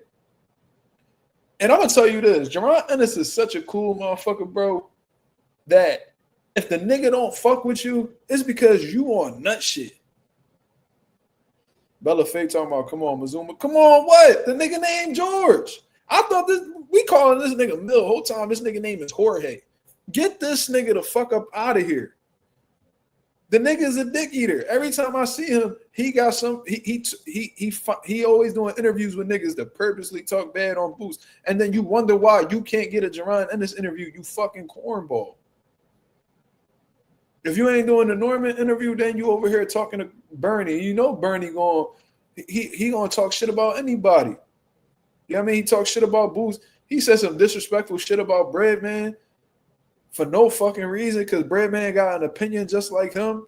Breadman one of the coolest niggas in boxing. What the fuck is you doing disrespecting that man? Calling him a bitch ass nigga and all that shit. I wonder if Bernie would have that much heart without Bud being around him. Because I feel like niggas be getting better. Niggas be feeling real confident when they're around certain people or when they're in certain atmospheres. You know what Bernie remind me of? Remember when Ray J was with Floyd and them? He was acting tough with Fabulous. That's what Mill City has Greg on there to back Boost, so it's neutral. No, listen, he only bring Greg on there because he know that him and Norman going to clash, and that shit just benefits his views. He don't bring Greg on there to really big up Jerron Ennis. That's not the case at all. You hit up Farad for Boots merch. That's what's up. I actually gotta pull up on them and get some merch, because that one hoodie I got, man, I put some weight on, so that shit a little tight on me now. You was wondering why Boots don't do a cigar talk. Well, I think he's done cigar talk before. I don't think he got a problem with cigar talk.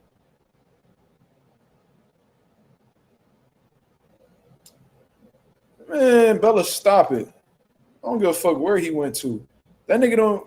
He be claiming that little city outside of Atlanta. He's scared of Atlanta. I mean, he's scared of Philly, Bella. You know why? Because he had the opportunity to fight Boots in Philly, and they said that they didn't want to do the fight in Philly. That came out their own mouth. Boots was on Neon's lame ass stream. That's a different type. See, Boots did that because, for one, Neon get the views, bro. How come I never asked Boost to come on Mazuma TV? Boost not the type nigga who really do interviews all like that over the phone, unless it was like a media obligation. I done spoke to Boost on multiple occasions. He always said just come to the gym. I've never gotten around to it, unfortunately, because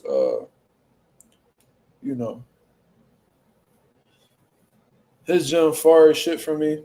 I'm working consistently.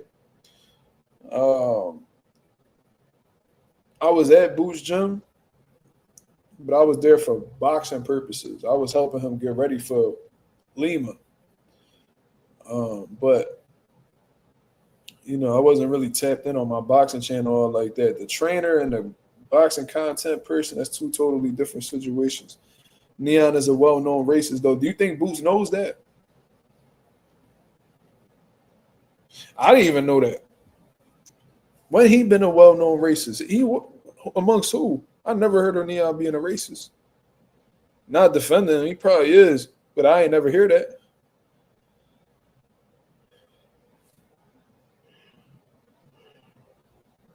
This nigga said Ellie Meerkat setback.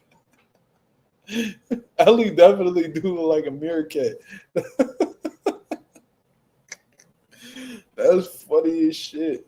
Yo, Ellie do look like a meerkat. He do look like them niggas that be in them deserts and shit and just be standing on 2 feet looking around. Like, that definitely look like Ellie. Listen, I don't know whether Neon is or isn't a racist, but I doubt that Boots knew that. You feel what I mean? Boots probably don't even be tapped into Neon all like that. He probably just did it for promotional purposes. You know, just like how Tank went on Kai Sanat's show, and it's just they do it for publicity. These dudes do a shit ton of views. That's a different market to tap into. That can help build your fan base. I didn't even know Neon was a racist, but if he is, fuck him. I just be seeing this little ugly ass running around. You know what I mean? He look annoying and shit. But if he's a racist, fuck him. And I'm glad Breakfast Club pressed him for that. We need to start making them feel uncomfortable because they, you know, the internet be making motherfuckers think they can say whatever they want and people ain't gonna do shit. Like Ryan Garcia. You know what I mean? Ryan Garcia was like, yeah, ain't nobody gonna do nothing to me. Ain't nobody gonna touch me, blah, blah. And ain't nobody do shit to him. And every time I be seeing this nigga, he don't be having security. Even if he got security, nigga, why? Go ahead. You got, I mean, he with him, you gotta make an example of him too. See, a nigga like me, I don't be worried. I ain't worried about nobody's security. If I genuinely wanted to get at you, ain't nothing none of them could do. You better that security just better be on point and know what he doing. Cause once shit hit the fan, that nigga be ready. He better be ready to rumble. Cause I'm gonna have somebody waiting for that nigga. You say you calling out racist? I mean, yeah, that shit. I hope you would call it out. I didn't know that though.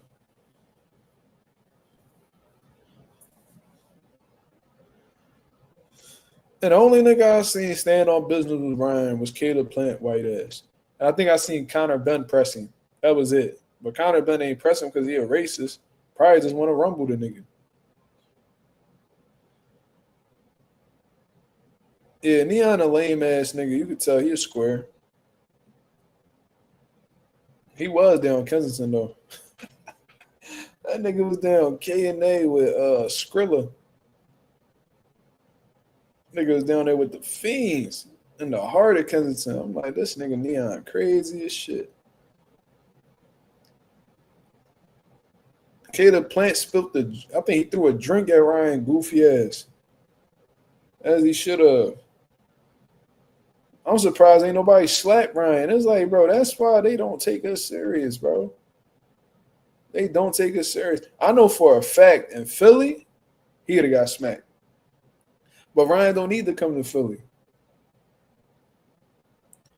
The closest he gonna get to Philly is New York. He don't need to come to Philly. You feel me? So, I mean, it's not gonna happen. But I know with the people that I know, they would have slapped Ryan for sure. But it's like everybody else, they still trying to be this nigga friend. They still trying to be his friend, bro. Especially Najee goofy ass.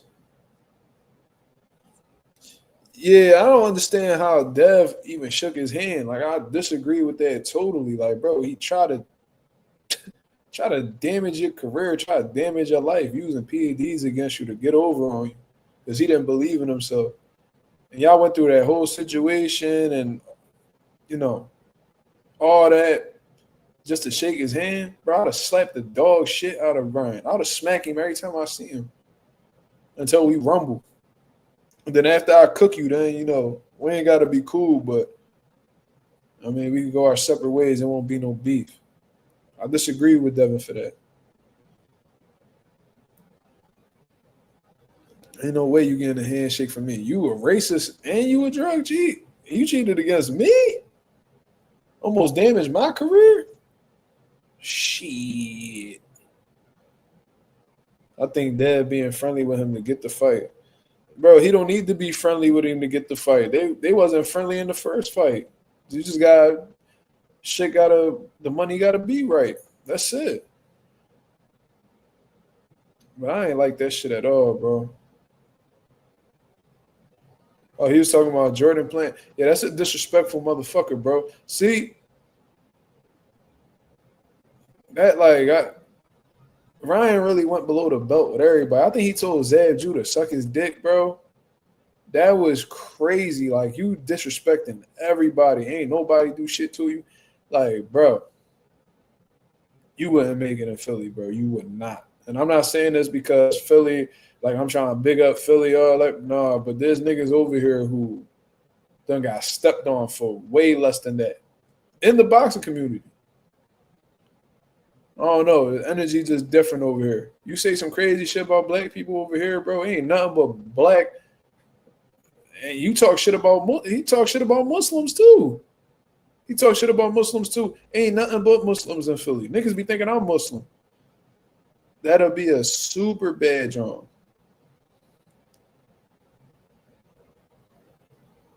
All these boxers are friends and have history. Well, Dev said after that whole PED shit that, you know, that shit personal between them. Dev started taking it personal when Ryan started saying shit about his religion. So all that friendship went out the window right then and there. Then he also said after the PED shit that he wouldn't know what he'll do if he see him. That seems very personal to me. Right? So I mean, they may have history, yeah, but that don't necessarily mean that that's a reason for them to be on good terms. Keep your friends close, but your enemies closer might be his mentality, but the handshake is sus. Yeah. Just wouldn't be me. You know what I mean? Would never be me. And to be real with you, I'd have took that shit somewhere totally different. While B-Hop promoting, bro. I mean, to be real, you know, he was promoting Ryan way before the PED shit came out. And he has to abide by a contract. You know, but apparently Ryan only got one more fight left with Golden Boy, so he'll be out the way soon. That's what Ryan said, but he's a liar too, so who fucking knows?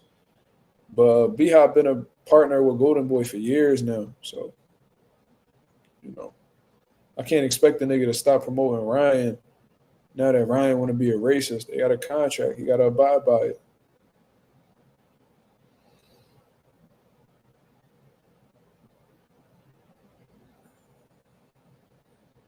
Ryan versus Boots. Come on, y'all, sir. That's an early stoppage. And it ain't for Ryan.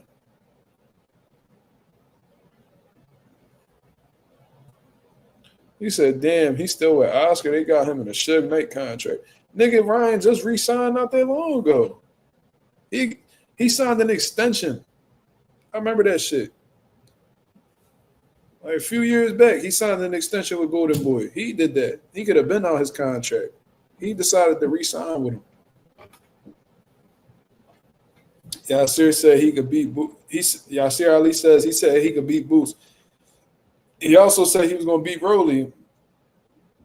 He also said he could beat Tank. 2 rounds. Remember that shit? 2 rounds, baby. That's all I need. Let's go, Tank. 2 rounds. Nigga told Rolly, man, I swear to God, I'm going to do this, and that to you. And motherfucker ain't doing motherfucking thing. He got put on his ass and went into bitch mode. Kept his hands in his fucking pockets the whole 12 rounds. They said, I just wasn't feeling the crowd. You know, I only had this much time to prepare for, you know, with Derrick James. Everything was just a mess. I just wasn't feeling it. And when I actually feel it, nigga, you felt his left hook. You got scared. And didn't want to get knocked out. Pussy. And you wasn't on Osterine or any of that other shit that may have been in your system that we don't know about, that you probably flushed out by the time that drug test exposed you. Yeah. This nigga so this is how much of an idiot Ryan Garcia is. He either an idiot or just extremely arrogant. He's under contract with Golden Boy Promotions. They have rights to anything that Ryan has to do with a pair of boxing gloves, they have the rights to.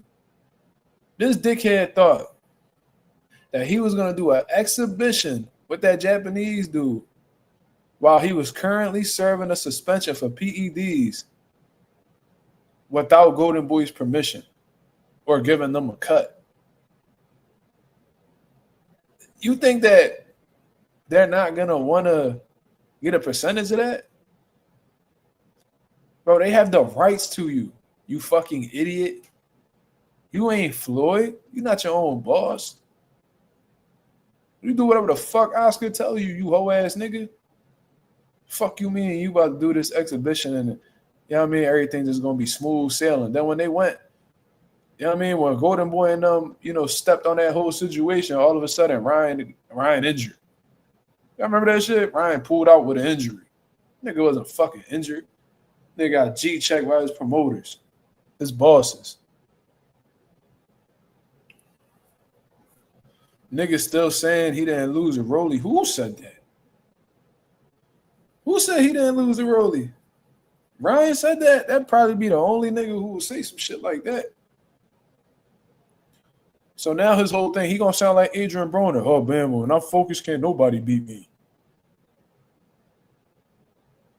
Damn, nigga, when you gonna get some focus? When you gonna get some focus? How? And this is what I don't understand. How does a nigga training to knock your fucking block off? How doesn't that motivate you? Like I don't believe that. I don't believe niggas just don't get up for fight, bro. Rolly fucked you up in a sparring session. You know he could punch, he beating your ass, and he confident that he gonna do it to you again. That shit don't motivate you. Do you just not care about your life? Come on, dog. Stop it. Ryan would say some goofy shit like that, like he didn't lose to Rolly. Nigga, that ain't what BoxRec say, and that's not what our eyes said neither. Live Quality Sports said Adrian Broner, to his credit, I do think he was a better fighter than Ryan. And Kara, he could be proud of. In a career, he could be proud of. Ryan, to me, was always a hype job. Talent carried him. Adrian Broner was a much better fighter than Ryan Garcia. And even though he may have underachieved in his career, he still accomplished more than Ryan Garcia. And in my humble opinion, I don't think Ryan ever accomplished what Broner accomplished. You know what I mean? I've had my criticisms about AB. I think he's the most overrated 4-division champion in boxing history. That's just my personal opinion. I have yet to hear somebody say somebody who was, you know, more overrated than Broner that got titles in 4 different divisions. But Ryan Garcia is a 0-division champion and has gotten 0 world titles. So would you rather have 4 or would you rather have 0? You know, it's pretty obvious. Broner could go down and say, yo, I was a multi-division world champion. Ryan can't say the same. Ryan has had 3 significant or notable fights in his career, and he's literally 0-2-1.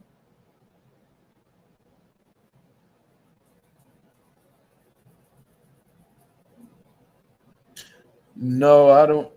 I'm not too familiar with BFTB. Justin says he said on Najee interview, and Najee was dicky and saying he didn't see how Rolly beat him either. Well, that's what Najee gonna do. See, Najee the type nigga that he'll glaze a nigga just to be on his good side. Like he'll dicky the nigga just to be cool with him. I don't know where the fuck he got that shit from. Najee just a square. I'm gonna keep it 1,000. I don't give a fuck who really feel a way about it. The nigga still subscribed to my channel on some weird shit. From the last time I checked, but you know, I'm pretty sure, you know, him being subbed and seeing my name on this channel, I'm sure he done seen what I had to say about him. He's a clown. You feel me? Like he definitely a sellout. You feel what I mean? He's still out here shaking and moving though, acting like nothing happened or he didn't do no whole shit. Man, y'all only treating me like this because I'm a black channel.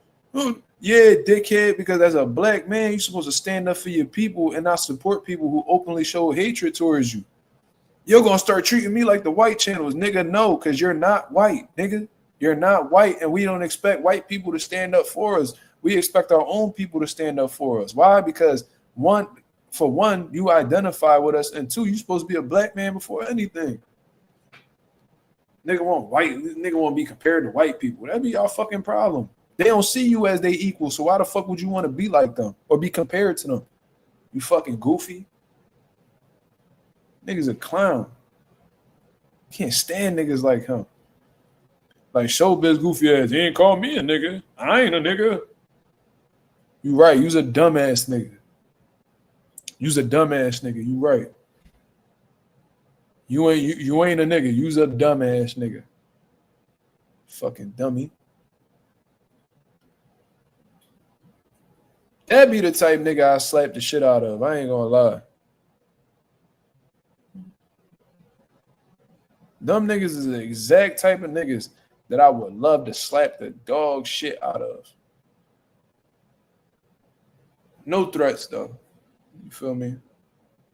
It's just something that I want to do. It don't mean I'm gonna do it. There's a lot of shit that I want to do that I don't do. So don't take that as a threat. And I never got to watch the interview, bro. But of course, I got people coming back to me telling me shit. You said I help with the bill. We got bill money. I just don't, my son need me though. Smoochie said, what's going on? What, you just woke up from your nap? The slapping is excellent commentary. Shout out to Mastermind. My son need me. So I ain't gonna fall into that. And the other side praying for my downfall, they waiting for me to slip so they could take my son from me. That shit not gonna happen. Let me see. I forgot what I was talking about.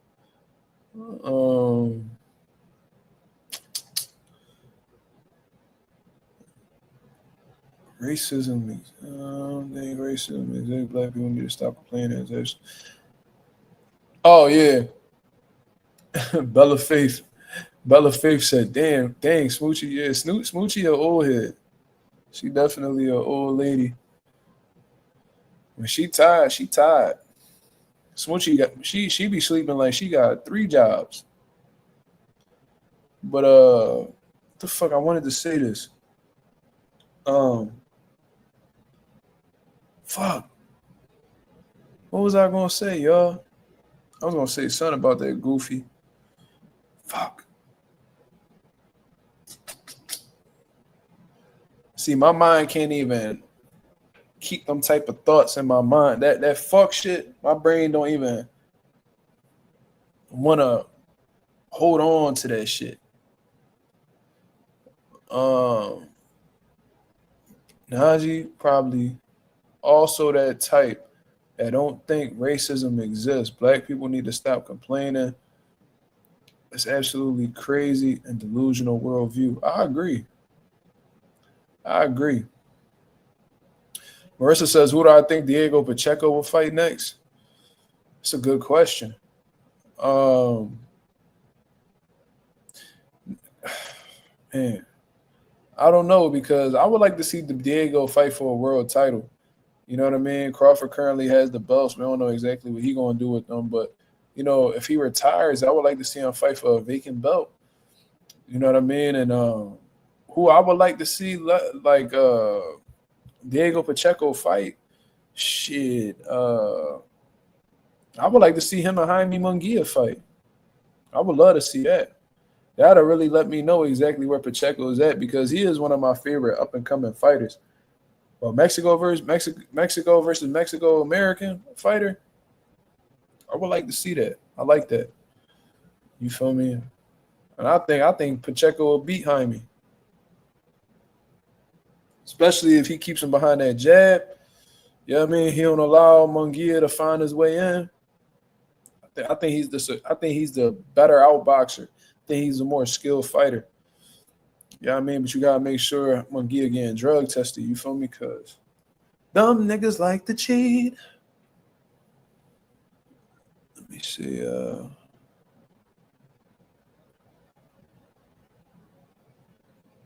Damn, I'm mad as shit that I forgot what the fuck I was gonna say, because I felt like that shit was gonna be a banger, or at least important to say.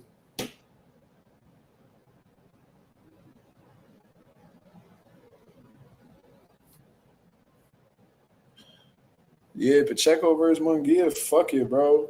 While these titles being, held by one man, y'all go ahead and prove that y'all the best underneath Crawford, bro. Yeah, I mean, y'all gotta settle for the next best option, because Crawford ain't gonna fight y'all niggas. So y'all might as well fight each other. It's really simple. Gary Russell wants the Roach, Davis, and Crawford fights. Man, Gary Russell need to go sit his little ass down somewhere. He ain't getting no motherfucking Crawford fight. he gonna go up to 68? Come on, man. I remember when he said he want that Bud fight at 47. Like, stop it. You know, Gary Russell wants the Roach fight. That could be a good job. But like Roach pretty much swerved him and was like, I'm gonna fight your younger brother. I guess he's talking about Antoine. I don't know. Y'all know Tank ain't fighting no Gary Russell. Gary Russell don't went out his way to call Tank all types of bitches, and we never heard a word back from Tank. You know, that's just the shit that Tank do. So it is what it is. You know, I don't really see Gary Russell Jr., Mr. Gary Russell. I don't see him getting neither one of those fights. You know what I mean? Like Roach campaigning at 140 now. You feel me? About to fight Pitbull at the end of the year. That's what we hearing. I don't know. Ooh, go 787. He got to ask his Xander question. He said, Mazuma, everything is pointing to a unification between Xander and a Barao. What are your thoughts? I love it. Xander Zayas was looking to, initially from what we was hearing from reports, he was leaning towards the Giovanni Santillon fight. But while, trying to figure out exactly, who his opponent was going to be, Barao, gets the upset victory over Yoenis Tellez. And, great timing because, Crawford eventually vacated his title. Barao technically gets elevated to full status champion in the WBA. So Xander Zayas is looking at that because, he's young, he's hungry. He wants to get some meaningful fights under his belt to prove how, good he is and how great he may possibly be. So he's looking at this unification fight, winning a world title, against Jorge Garcia Perez and then following up with a unification fight against Barao. That's impressive, bro. And getting two major belts at 154 before you end up going to middleweight. That's a good move. And that's if you even move up the middleweight after that. If you could still make the weight in a healthy way, you could probably get a big fight with the Thurman Fundora winner. Like I love the idea of them fighting. I ain't gonna lie. Marissa says, Do I like Raymond Ford, and do I think he could get a fight against the WBC champion? I do like Raymond Ford. I've had the privilege of seeing him, spar at my gym, a couple years back, and I was very impressed by what I seen. Very, very skilled fighter. He's definitely the full package. I think it's just a matter of him just being consistent in terms of performances. There was rumors he had a terrible camp against Abraham Nova. I don't know why, but, at a high level, you can't afford to have too many bad training camps, and performing like that. Now, do I think he'd get a fight against the WBC champion?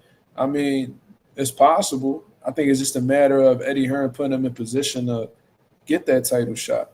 I'm sure Raymond Ford will take that opportunity if it was presented. But before he accepted, it has to be presented.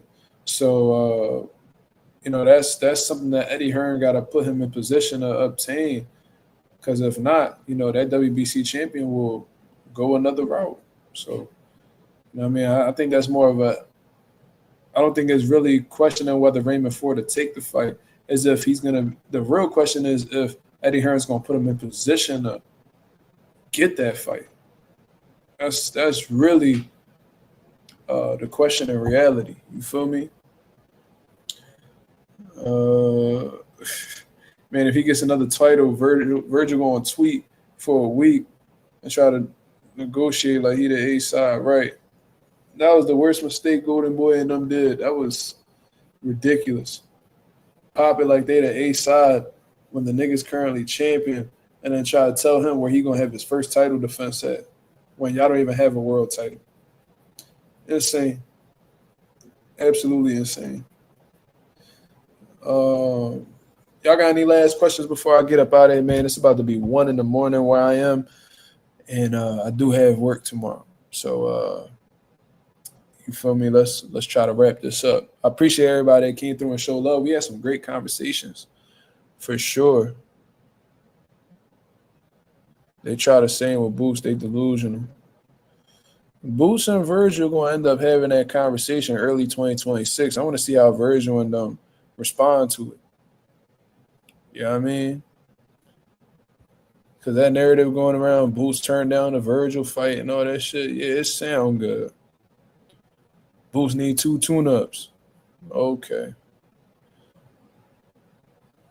If he tries to fight you in his second fight at 54, would that 2 tune-up shit be true? If you end up being a second fight, are you a tune-up nigga?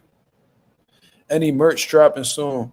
So that's been a very difficult situation, Marissa, because I was using that supplier called Teespring.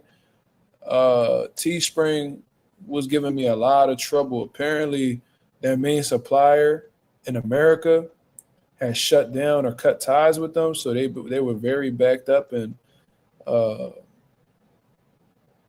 delivering merch. I'm gonna try this, but what I did notice is one of my homies actually had gotten his package, had actually gotten their clothes. So I don't know if that means that they're back, in order or whatever the case is. But if Teespring is back up and running effectively in a professional manner, I will go back. I will go back to Teespring because they have been pretty convenient in terms of, supplying the merch and sending it out in a